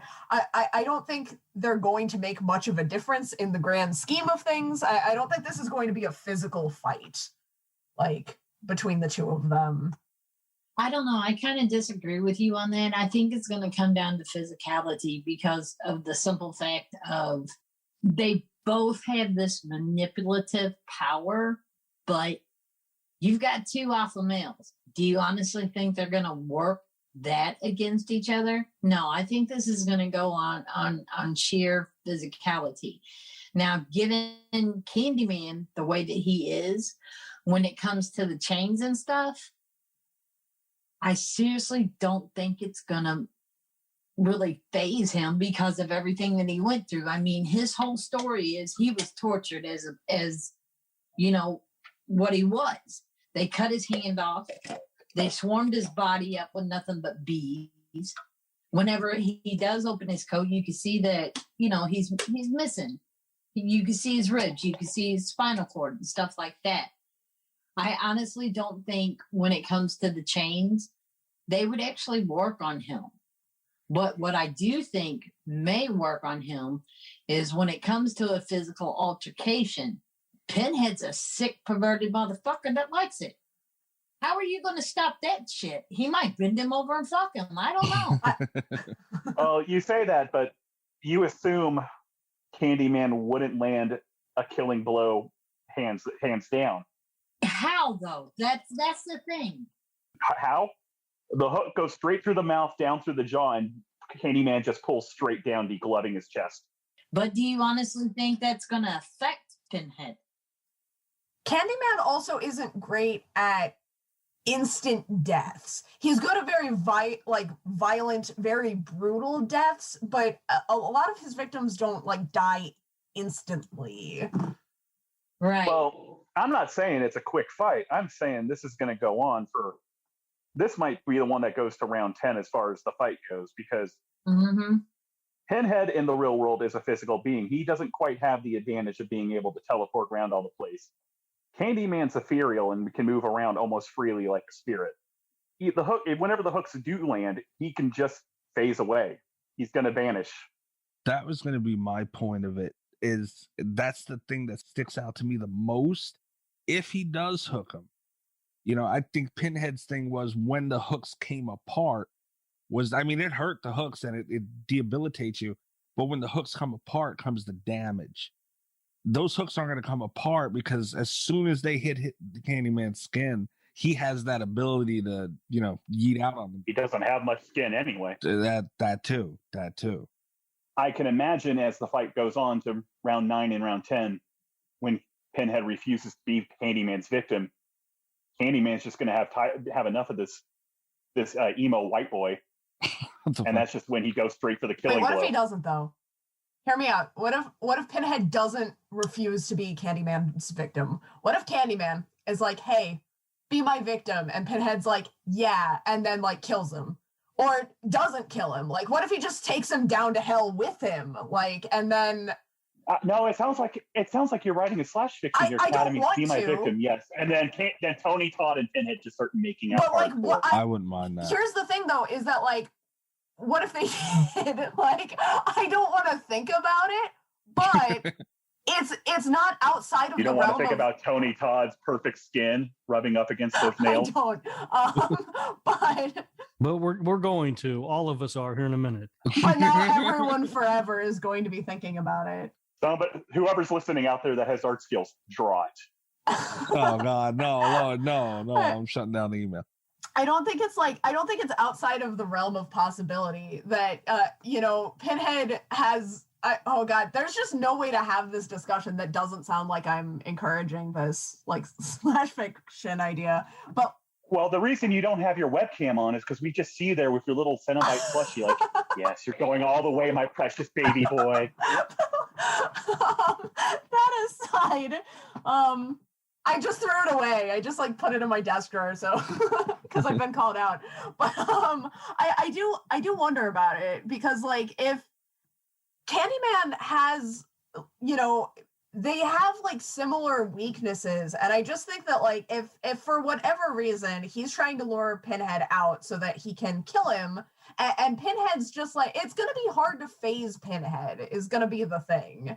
So like if there's any kind of manipulation going on there, Helen was able to, and Helen had an advantage in that Helen was very much Candyman's type, but she was able to like inadvertently burn his physical form to death, and she didn't even have to worry about getting him stuck there. If Pinhead can just distract him long enough or promise him things or get him talking, like Candyman's kind of easily sidetracked in his physical form. Does he really have a physical form outside of said skeleton? Kind of, yeah. He burns to death. The fact that he just moved around as a ghost. He burns to death because his victim stayed with him. Yeah, but like Pinhead could also stay with him, is the thing. So we're saying it's a double knockout. No winner of the Lord Humphrey Cup, guys. That would be how a Lord Humphrey Cup goes. Hey, don't besmirch the Lord Humphrey Cup. So Kat's up there with draw because she says that's the only way that he can take out Candyman is to basically seduce him. And the fan fiction's writing itself. I'm just saying that a lot of your argument was that Pinhead refuses, and I don't necessarily think he does. The only fair thing to do is to start over, I think. Oh, God. You were talking about two alpha males. Do you really think Pinhead's going to submit? Because if he submits to basically being his little femboy, then I'm sorry, that's going to lose him rank in hell. But who's to say, to be fair, even if Candyman would try that shit? Again, Pinhead's not a beautiful white woman. He's just meat in front of him. That's what I'm saying. And he would probably see, if we're going to his history about being tortured to death. Last I checked, Pinhead's history he was a very much a German. So during a not so cool era. But keep in mind too, Pinhead is not. Helen was a beautiful young blonde woman. Pinhead is not. So I don't think Candyman would even consider that route. Rob, where are you on this one? I'm right in the middle. I'm waiting on someone to say something that lets me know what I should think, and none of you are smart enough to do it, apparently. Okay, hold on. I have not spoken yet. Oh, God. Here we go. Oh, yeah, if ever there were a voice of reason. What an introduction. Okay, so I feel your pain, Rob, because it's the guy who took out my favorite versus the guy who took out my other favorite. Should be Robert versus Fred, but we won't go there. No, don't worry. Okay, so what exactly is Candyman? Is he an evil spirit wandering the earth? Because if he's a spirit, A spirit and a soul are essentially the same thing, which means Pinhead takes the soul and beats the shit out of it. Pinhead wins. End of story. And I don't like that decision, but I have to take my personal bias out of it. Right. Right. That's all I got. Rob, I hope that helps. That actually makes the most sense of anything anybody said. Yes. My question is, what is Pinhead? Because I'm stuck on that too, because he is a spirit, but at the same time, like, he's such a true to form slasher, you know, that it's like, what is it? Isn't he like he's Lord of something? I can't remember. Kat, I'm looking at you. The cup? Oh, a lord of something. I was going to say that he's a pioneer into the what was the thing into the further into the realms of further experience. Where on the demon scale does he lie? He, to me, the way that I take him to look at him, you know, in that type of perspective is like, you know how you got, is it St. Peter at the gate? Okay, you got Pinhead at the gate of hell. And he's basically the one that's going to give you your boot camp. He's like the Arlie Emery of hell. He's going to put your ass through boot camp. You might blow his head off, but this bitch is coming back right at you. But somebody would have to reopen the box. Not necessarily if he's already kind of like, he's got some sort of demon-esque in his ability of what he does. When you put him and the rest of the, what are they, Cinnabon? What are they called? No. Cenobites. Okay. I mean, if we're using these, then while all this fight's going on, Chucky runs through and Kyaku's after him, and she just takes out everybody. And where's the leprechaun coming? He doesn't. He doesn't. That green bastard died a long time dead. ago. God damn. Leprechaun got shotgunned by Ash. He was stuck. Now he's being sold as a garden gnome on aisle 5. Wait a minute. Hold on, Chris. Let me just get. The leprechaun went one round further than Robert the Tire. Oh, I just come want to point, and Jason Voorhees. Out of pure bias. Well, no. Hold on. Uh-oh. Leprechaun does beat Jason. Let's be clear here. Oh, fuck. Leprechaun's magic. I think I gotta.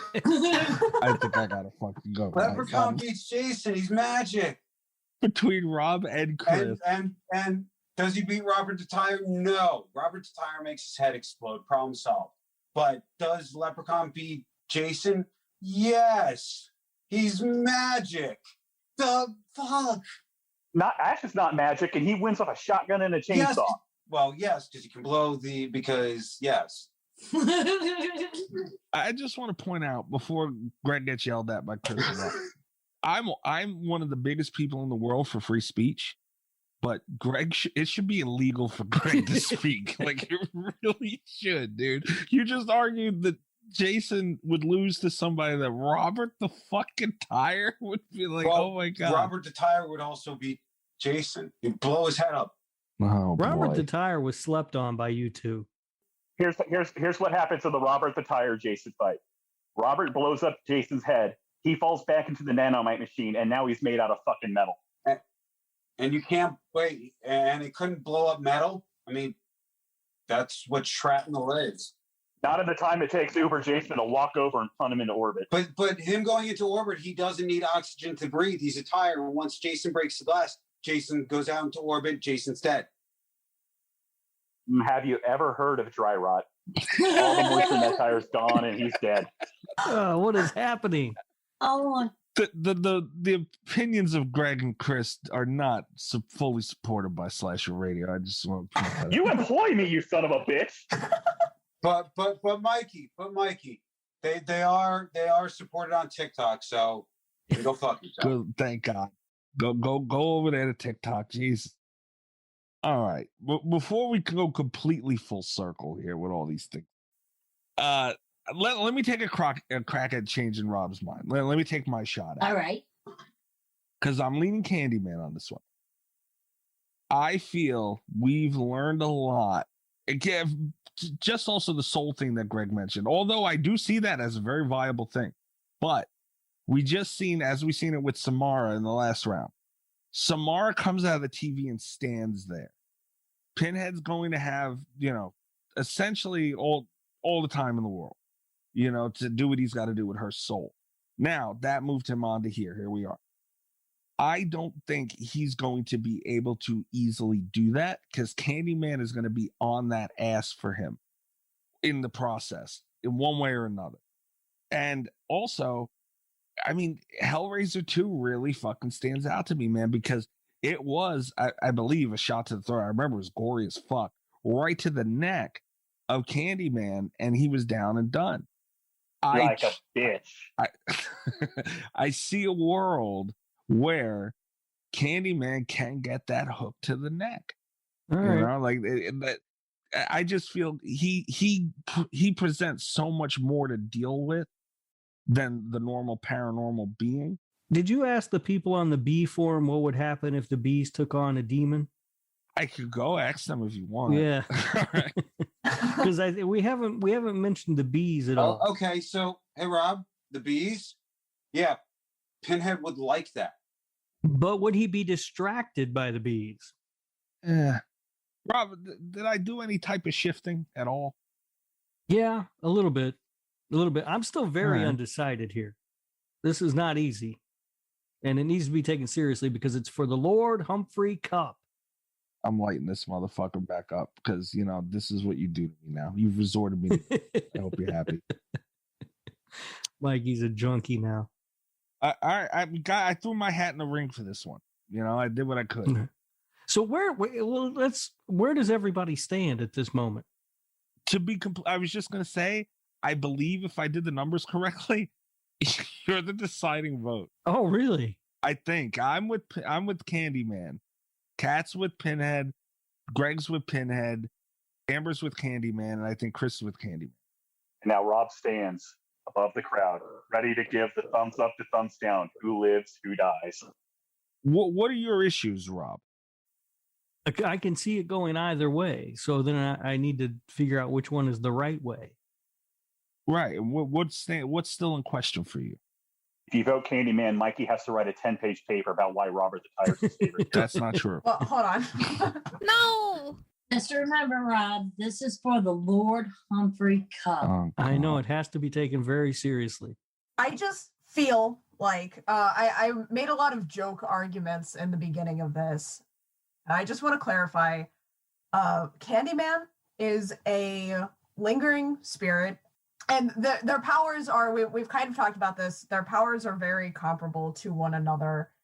Pinhead has more domain over spirits than Candyman has over spirits.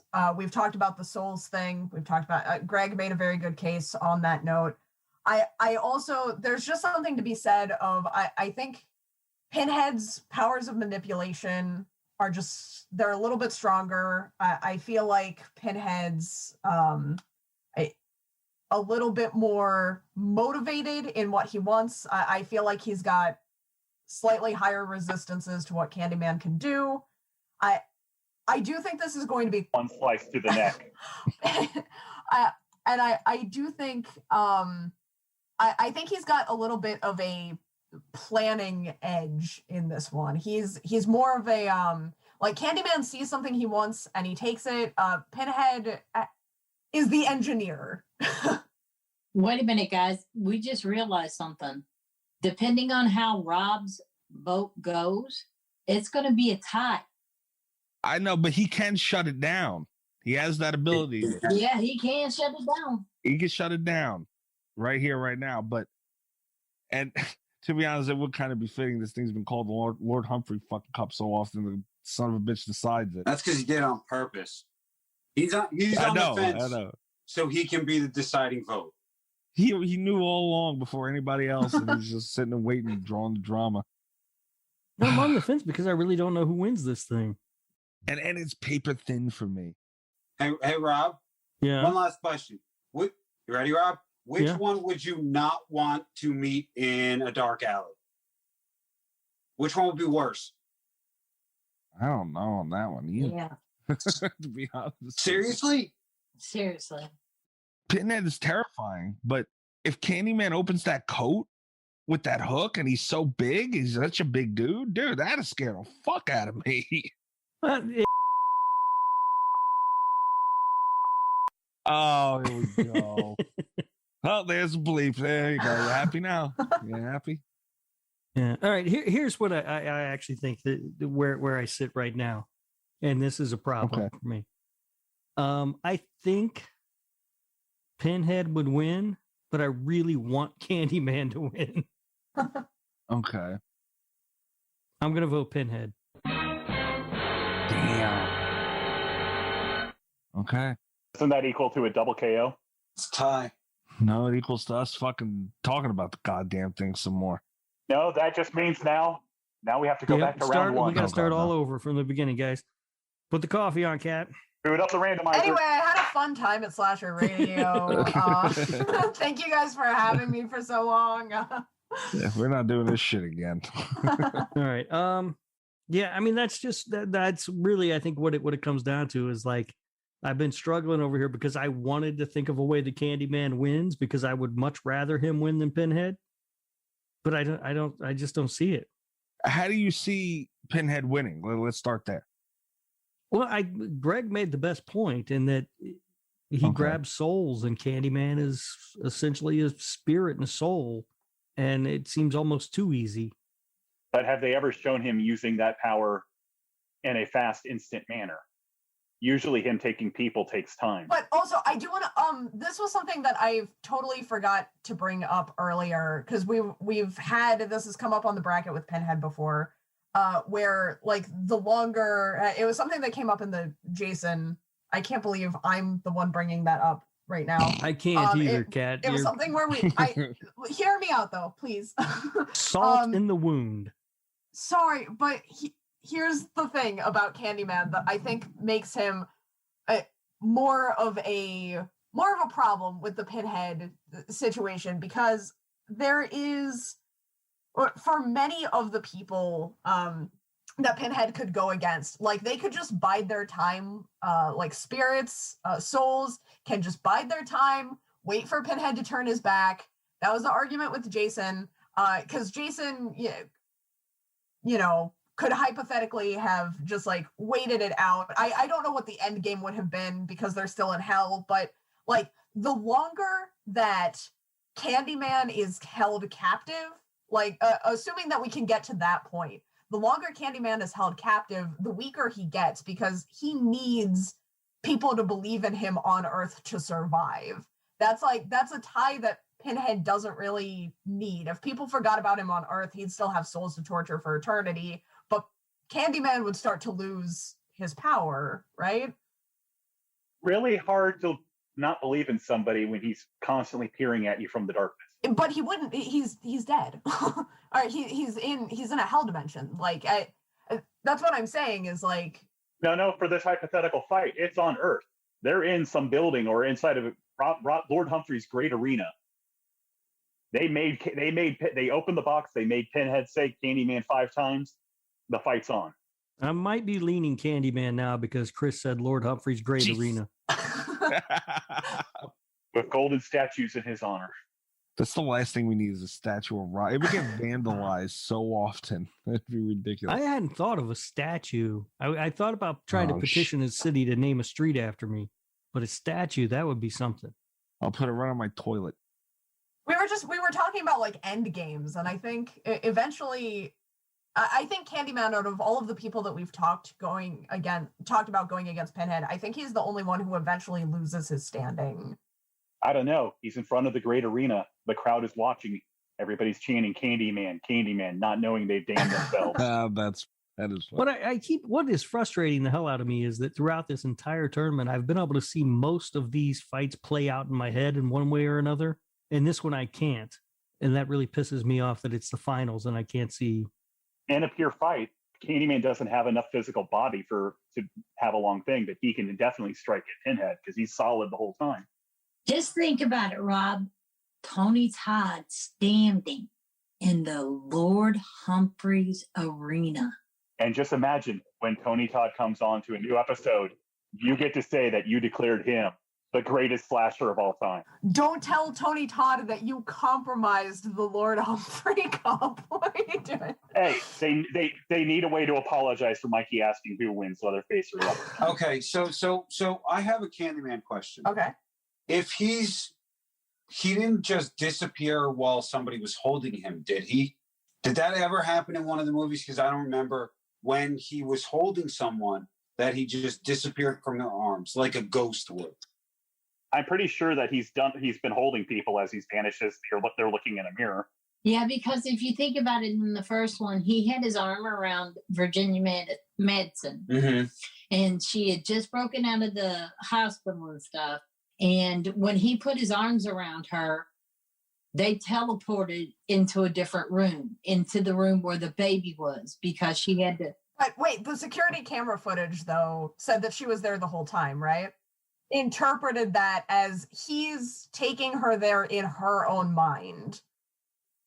But she was there. She was there. She was there. But like, so was he. Right. They were in her mind. Yeah.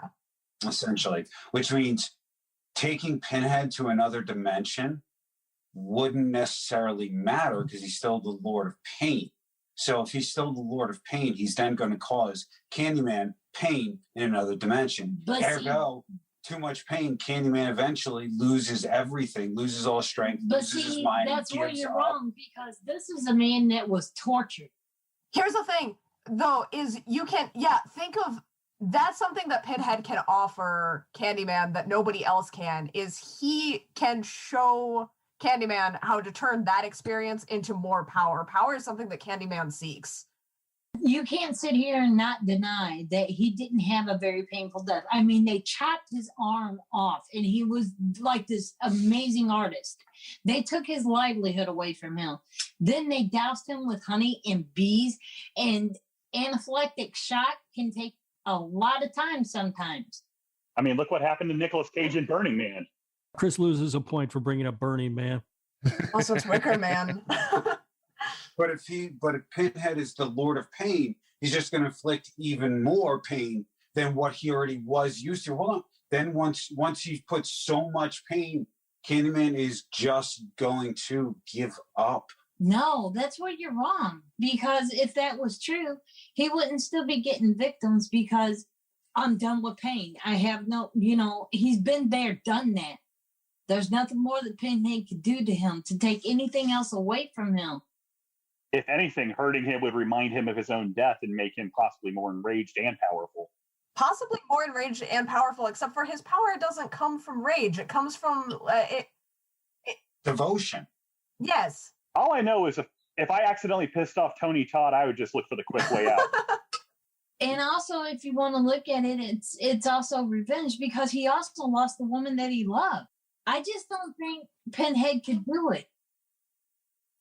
I think Pinhead is like uniquely equipped to do it. And also he could, because that's the thing, is like it's not really a revenge killing for Candyman, though. And it should be. Like, he suffered tremendously. And I do think Pinhead could make him suffer more. I think the torturing of someone's soul is more than we as humans can comprehend.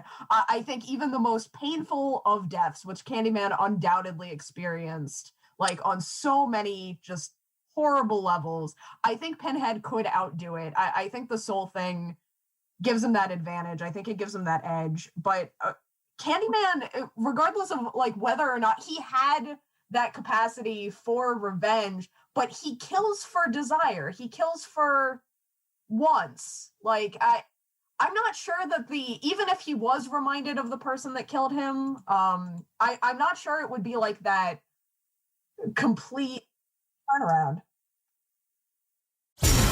This just in from the awesome family dinner department. Chicken tenders are a win, and they're now on sale at Shaw's. That's right, today through Thursday. Pick up fresh chicken tenders for only $2.97 a pound. Limit 2 packages. Serve chicken tenders with fries, with coleslaw, with potato wedges, you name it, your family will love it. Pick up in store, or for convenient curbside pickup and delivery options, order online at shaws.com. Shaw's, the official supermarket of the WEEI Red Sox Network.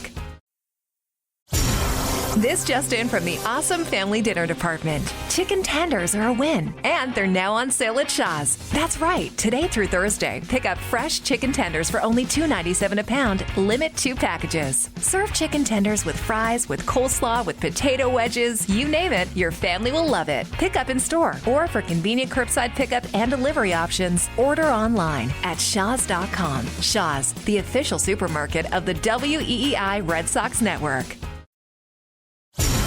This just in from the awesome family dinner department. Chicken tenders are a win, and they're now on sale at Shaw's. That's right. Today through Thursday, pick up fresh chicken tenders for only $2.97 a pound. Limit 2 packages. Serve chicken tenders with fries, with coleslaw, with potato wedges. You name it, your family will love it. Pick up in store, or for convenient curbside pickup and delivery options, order online at shaws.com. Shaw's, the official supermarket of the WEEI Red Sox Network.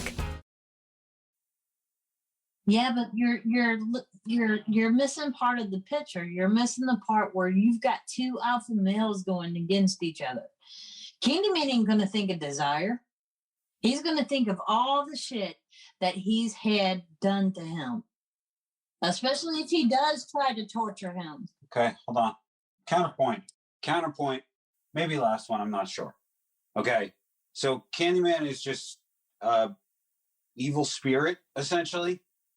Right? Mm-hmm. Called an evil spirit versus a demon.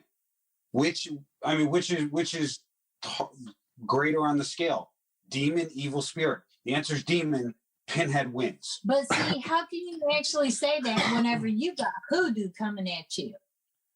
Not voodoo, hoodoo. Okay, demon trumps hoodoo. No. Yes. No. Actually, you guys hoodoo, do just as hoodoo bad. and trap Stevens. Voodoo and trap But Stevens. it takes a lament configuration to get Pinhead to stop being on Earth. It takes a mirror.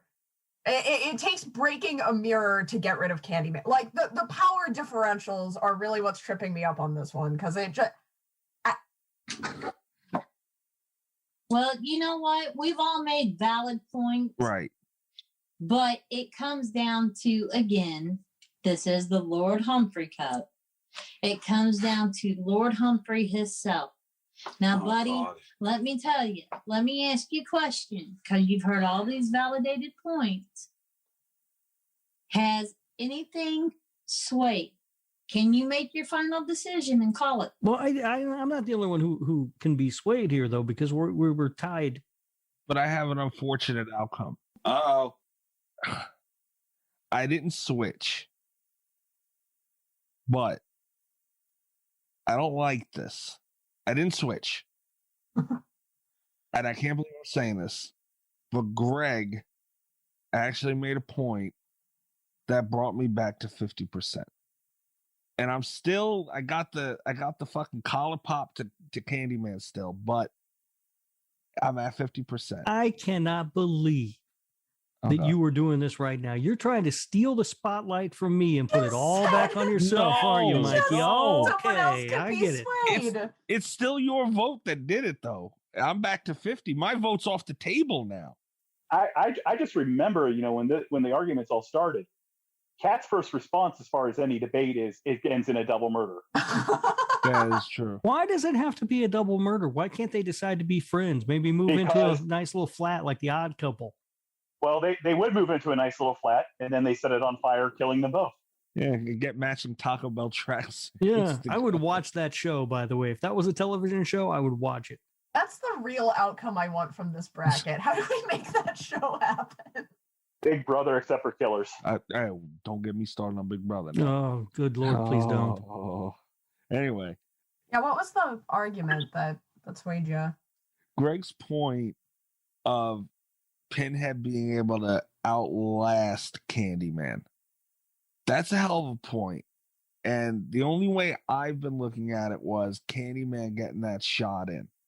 And although I think it would happen, but the reality of the situation has to bring me back to what if it doesn't? And there's, there is room for if it doesn't, for sure. I think if it really does go a little bit of distance, Candyman's like Mike Tyson in this thing. He's not going to be able to go the full 12 rounds with somebody the caliber of Pinhead, I don't think. So I'm back in the middle. Are you trying to tell me you don't think Mike Tyson could take out Pinhead? Oh, absolutely. But we're not talking about Mike Tyson. We're talking about Candyman don't have that bob and weave and then he's in your jaw, you know? Yeah. All right. That's a different story now. Just so we're on the same page there. Right. Agreed. Yeah, but neither does Pinhead. He just stands there and lets his minions do all his work. He's a middle manager. He barely does anything himself. Hey, I mean, when he needs to though, it's on the table, you know. And again, I'm not happy about it, but I think I have to just fucking go for a 50% and a draw, dude. It was really that fucking close for me, you know. But that distance thing, man. It kind of like I said with when we talked about it goes back to Amanda and Laurie Strode again. That other side of the fence is such a wide margin for me with the distance thing that if it's distance, I don't think Candyman wins at all, as opposed to it being close. And you were talking about that one shot. That is not the kind of killing that Candyman usually does. No. Well, yeah, right. That's true too. Yeah, that's true. I'm not saying he couldn't do it, but you're like, it's not one of those. You said you think he definitely gets that kill shot, and I'm not sure he does. Doesn't he slaughter a whole bunch of drug dealers that threaten his object of focus? But they don't all instantly die. Like, she blacks out and wakes up in a room with like 3 dead bodies all around. But they bled out. Like, we don't see them bleed out. I assume, based off of the other deaths that we've seen, because she blacks out. It could have been 15 minutes. It could have been like 5 seconds, and they're all instantly slayed, and I'm wrong. It could have been like hours. Have you seen the size of that hook? If he just gets that into your gut and swings left or right, it's just bowels coming out. That's if he gets it there. Yeah, if. and again, I'm not saying doesn't. It's guaranteed, but I would give it a 65% chance he does. And in that scene in question, she blacks out, so we don't really know what happened. She could have just killed them all herself. Yeah, I don't know. Okay, so who wins? I think it ends with a fucking Pinhead win, man, because Rob tied it with Pinhead. So if I'm retracting, it goes to fucking Pinhead. You're not allowed to change the vote when after the Emperor has his ballot. I have to though, man. Like I said, everything is so close for me, but the only thing that has a wide margin of victory for either side is that distance. And if everything else is so close in my scenario, but then it goes to that, it's over. You know, it's so close, but I think Pinhead fucking takes it, man. Just be on my front for me with that alone. You know, it brings it back to narrow for me. I think Pinhead wins too. I'm not happy about it. And I'm not happy about it because I love Candyman. But yeah, fucking Pinhead wins the whole goddamn Humphrey Cup. Should have been Robert the Tires turning with the tape. No. Mikey, you're going to have to explain this to your boy Tony. I'm not going to tag him in this tweet. You think I won't? Oh, no. Oh, you snitching bastard, you. Wow. Hey, I'm the editor. I got to report the news. I might have to block Tony Todd. Or he may block you. I know. If he unfollows me because of all this, I'll be beside myself. Like this whole tournament would be oh God. That was the longest debate I think we had about. I mean, that took as long as one round, I think. Yeah. Jeez. That's why I said this is the fight going to round 10. Yeah. I mean, it's that close. This ain't no Jake Paul boxing match. Oh God. I wanted Pinhead to win it, or Candyman to win it, but I don't. Everything points to Pinhead in my mind. I guess that's it. Pinhead has won the Lord Humphrey Cup, the most prestigious award in all of horror. I'm not even fighting this shit. You know what? On the last episode, you finally broke me down. At the end, I couldn't make it even. I want it on the record. I didn't do like any. I did my best not to pander to Rob for the votes, but you know what? I'm in a good mood.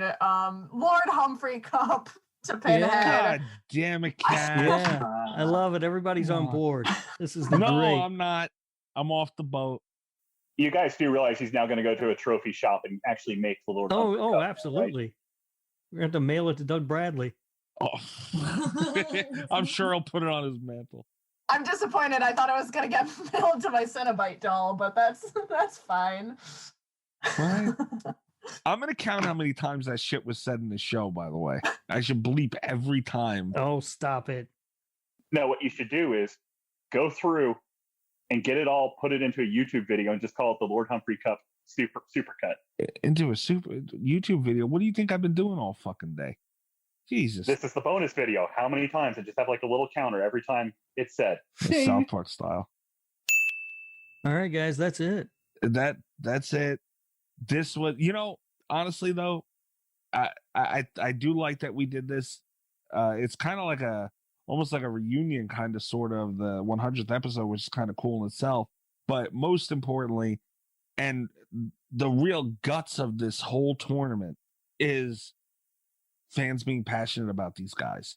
And I've always said that horror characters, they just have that deeper connection with their fans than any character from any genre. And I think we proved that today.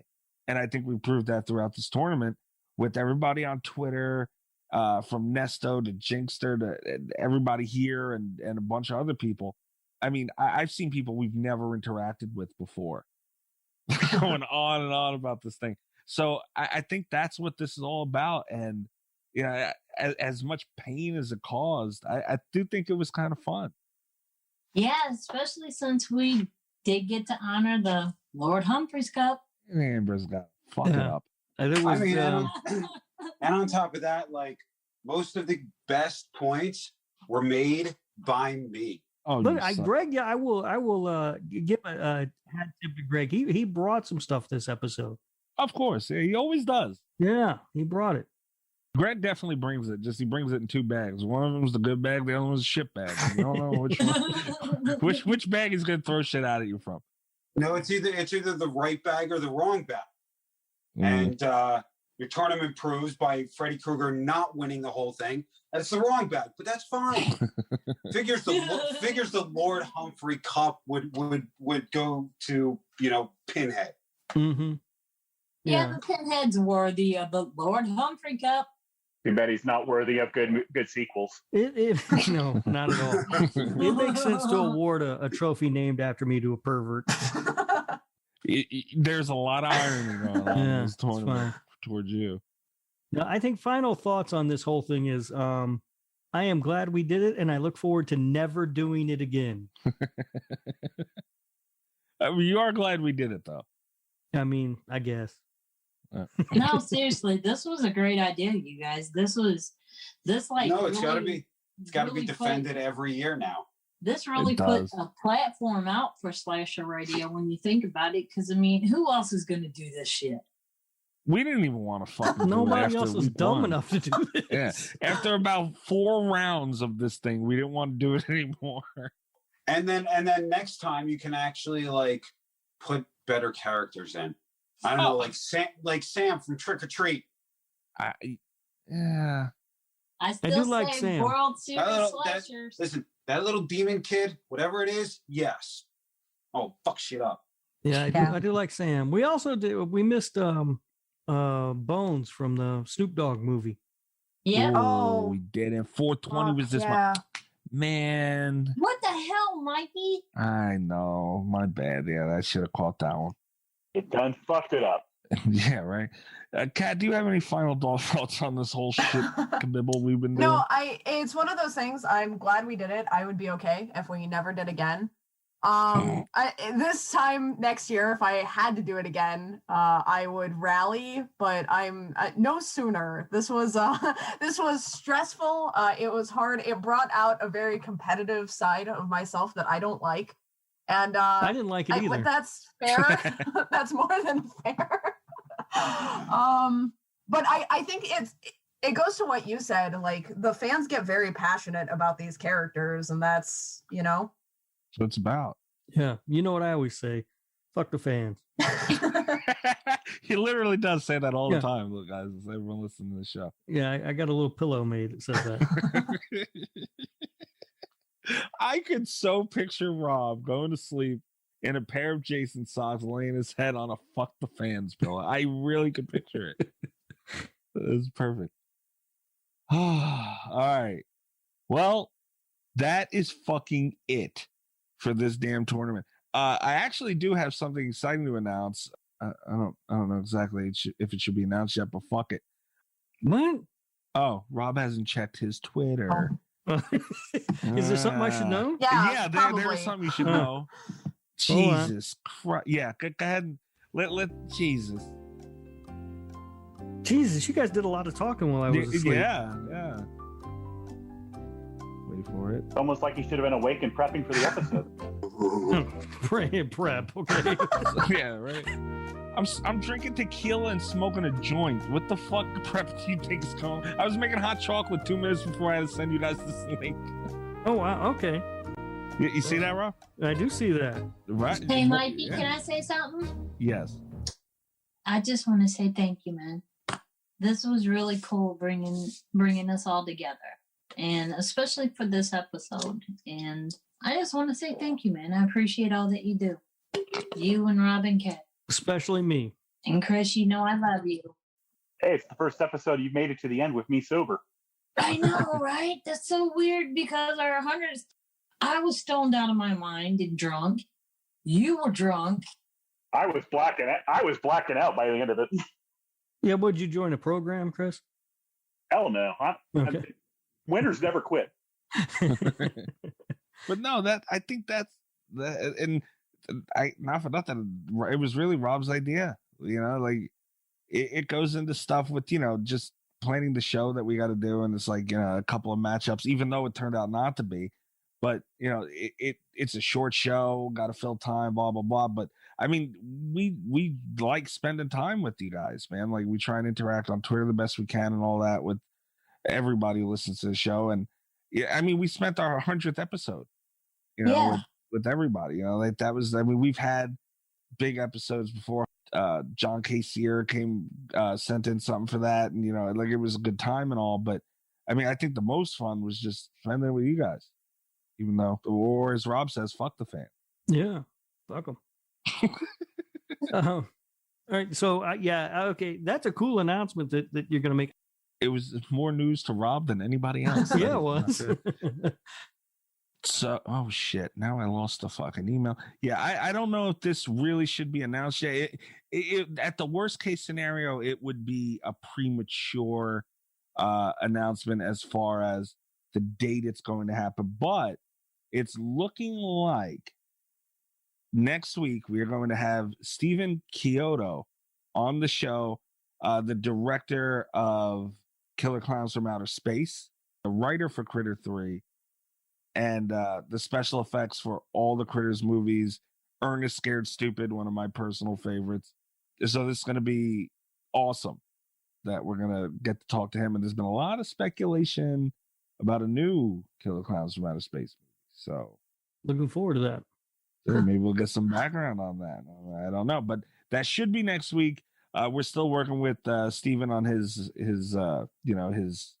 schedule and all this stuff. So it might be later on, but it's looking like next week. So. Yeah. And if that's not next week, then we'll be talking about the movie Slacks. Yes. Fuck me. Yes. Oh God, that's a good movie. Well, we both had a surprise today. Right? I didn't know that was the backup plan. Good to know. All right, guys. So go check us out on Twitter at Slasher Radio. Go to slasherradio.com. Check out all our interviews. Poor Tony Todd. You can check out our interview with him a while back. Runner up for the Murder Madness tournament. Lord Humphrey Cup. There you go. I didn't even have to do it. I love it. I stopped for a second. Really was happy you did. It's sweeping the nation. Go check us out on Twitch. I throw down on some Friday the 13th. Been whooping ass lately. Just want to mention. That's Twitch TV /Slasher Radio. You can follow me on Twitter at Mikey's Dead. Rob, where are you at? You can find me on Twitter at Radio Rob123. You can listen to my other show, This Horror Life, wherever you are listening to Slasher Radio. Very nice. Cat, where are they finding you? You can find me on Twitter at cat_velour, VOLEUR. Also, check out the channel I write for over on YouTube, Blood Binge. Mm-hmm. And her wacky Friday the 13th character rate. I did not know you guys were going to get that mad about that one. It's Crazy Ralph. Everybody loves Crazy Ralph. I love Crazy Ralph. It doesn't make him a good person. It makes him a good character. I want you guys to know real quick. I know we're wrapping up, but I want you to know I woke up at 7:30 in the morning after being up until 2 something in the morning, sitting on my toilet, reading about Crazy Ralph in this fucking Twitter DM. It was the most, I was so annoyed with both of you that was even in existence at that point in time. It was the most ridiculous argument. Anyway, Chris, Greg, Amber, thank you guys so much for joining us today. It's fun as always. Been a pleasure. Thank you very much. Chris, you guys want to let everybody know where they can check you out on Twitter? On Twitter, I'm at EyeRChris, and I do occasionally write for Slasher Radio when something in the news is worth my attention. Or if you feel like typing out demonic taint and publishing it for the world to see. I'm hiding it in the code at this point. I have to reformat the whole site now. Right. Greg, Amber, do you want to give them your shiznit? Sure. It's Never Quit 6 on Twitter. Very, very influential. Yeah, well, I don't plan on quitting. And you're on TikTok, too. And I am on TikTok. Yeah. TikTok What's your is TikTok? Darth Gregor. Of course it is. Well, listen, you know what it is? It's just a hard question of the day. That's all I do. Is that GREGER or OR, like the Irish guy that punches people? Like the Irish guy who punches people. Okay, fair. Amber, where are they finding you on Twitter?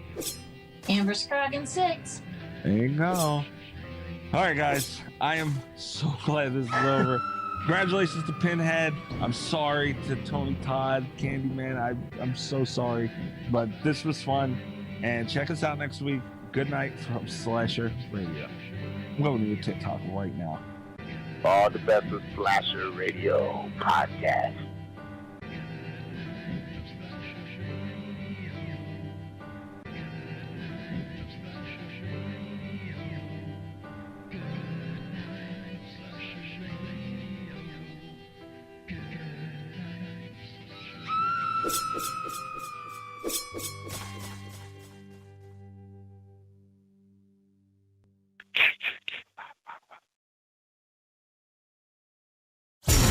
This just in from the awesome family dinner department. Chicken tenders are a win, and they're now on sale at Shaw's. That's right, today through Thursday, pick up fresh chicken tenders for only $2.97 a pound, limit 2 packages. Serve chicken tenders with fries, with coleslaw, with potato wedges, you name it, your family will love it. Pick up in store, or for convenient curbside pickup and delivery options, order online at shaws.com. Shaw's, the official supermarket of the WEEI Red Sox Network. This just in from the awesome family dinner department. Chicken tenders are a win, and they're now on sale at Shaw's. That's right, today through Thursday, pick up fresh chicken tenders for only $2.97 a pound, limit 2 packages. Serve chicken tenders with fries, with coleslaw, with potato wedges, you name it, your family will love it. Pick up in store, or for convenient curbside pickup and delivery options, order online at shaws.com. Shaw's, the official supermarket of the WEEI Red Sox Network. This just in from the awesome family dinner department. Chicken tenders are a win, and they're now on sale at Shaw's. That's right, today through Thursday, pick up fresh chicken tenders for only $2.97 a pound, limit 2 packages. Serve chicken tenders with fries, with coleslaw, with potato wedges, you name it, your family will love it. Pick up in store, or for convenient curbside pickup and delivery options, order online at shaws.com. Shaw's, the official supermarket of the WEEI Red Sox Network. This just in from the awesome family dinner department. Chicken tenders are a win, and they're now on sale at Shaw's. That's right. Today through Thursday, pick up fresh chicken tenders for only $2.97 a pound. Limit 2 packages. Serve chicken tenders with fries, with coleslaw, with potato wedges. You name it, your family will love it. Pick up in store, or for convenient curbside pickup and delivery options, order online at shaws.com. Shaw's, the official supermarket of the WEEI Red Sox Network.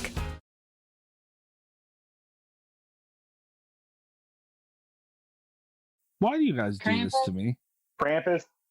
Because we love you. Hold on, just listen. Just like real sports that use real trophies, like the Lord Humphrey Cup, you have to season them out once per season. You know, I mean, I'm really gonna have to now count every fucking time this was said. Like, it's gonna bother me if I don't. So you guys just gave me more shit to do. You're welcome. You're gonna count all the times people said the Lord Humphrey Cup. I mean, it's gonna be kind of tough to count all the times people said Lord Humphrey Is he Cup. talking about the Lord Humphrey Cup, Chris? I'm sorry, wait, the Lord Humphrey Cup? You mean the the prestigious and most desired award for the Lord Humphrey Cup that everybody wants? I know that's all anybody's talking about is the Lord Humphrey Cup. Let's not be mean to Mikey. Let's not say the Lord Humphrey Cup anymore. It'd be a real shame if it started trending on Twitter. If that day ever comes, I swear to God, if that's the only thing that comes from this show, I would be furious. I hope that's it. No. Oh. We had way different ideas for the end of that sentence. I better not. If I ever wake up and see the Lord Humphrey Cup trending on Twitter, I'd be so happy and angry at the same time. I might just... All right, I ordered the Jason plushie, so we're all set, guys. They also have a Freddy and a Sean. I know, I saw You those. can get Sean. Oh. I saw those. But I had to go with my boy Jason. Good for you.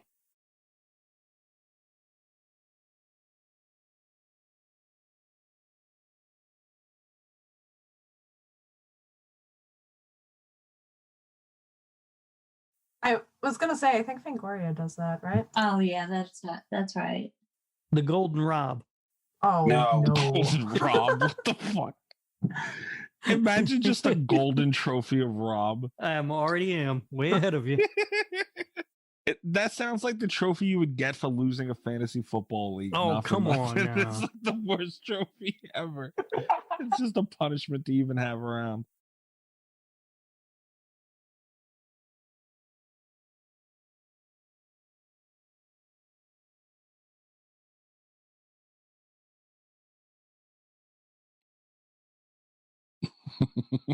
The second 2. So wait, 3 in total? Nice. What the hell's this Zoom bullshit? Hi, Rob. Are you saying What's you going on, guys? prefer Zencaster? I was just surprised, that's all. Well, it's easier. People are on mobile, and I don't think they support that shit yet. I'm on mobile. See? Rob, you just missed Michael Myers getting trashed. Greg admitted that Resurrection was a good movie. And... What? No. Whoa. He I said he didn't say would it was fall a good asleep to movie. it. Hey. I said it's a tolerable film and I can fall asleep to it. His fucking mic works now. Now it works. Great. Don't let the truth get in the way of a good story, Greg. Leave it alone.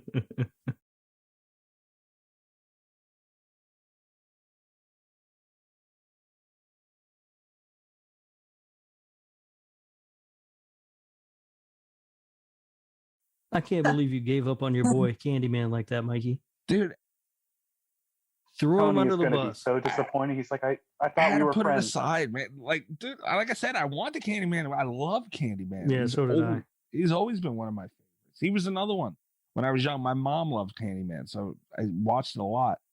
It killed me to do it, but I had to be honest. Kat's got her little plushie back out. She's like, I did just find out today, because we were talking about it as a joke, but you can buy Pinhead plushes. I have the Nika one, or the NECA, or how you pronounce it. I just saw, and also the website says "Welcome to the Cuddle Cult," which is the most terrifying thing I've ever seen on a web store. I need one. The hell? You Cuddle find the cult. weirdest shit to spend your money on. Rob, I'd imagine you are part of the cuddle cult. No? I just found out about it, but I'll be signing up soon. This just in from the awesome family dinner department. Chicken tenders are a win, and they're now on sale at Shaw's. That's right. Today through Thursday, pick up fresh chicken tenders for only $2.97 a pound. Limit 2 packages. Serve chicken tenders with fries, with coleslaw, with potato wedges. You name it, your family will love it. Pick up in store, or for convenient curbside pickup and delivery options, order online at shaws.com. Shaw's, the official supermarket of the WEEI Red Sox Network.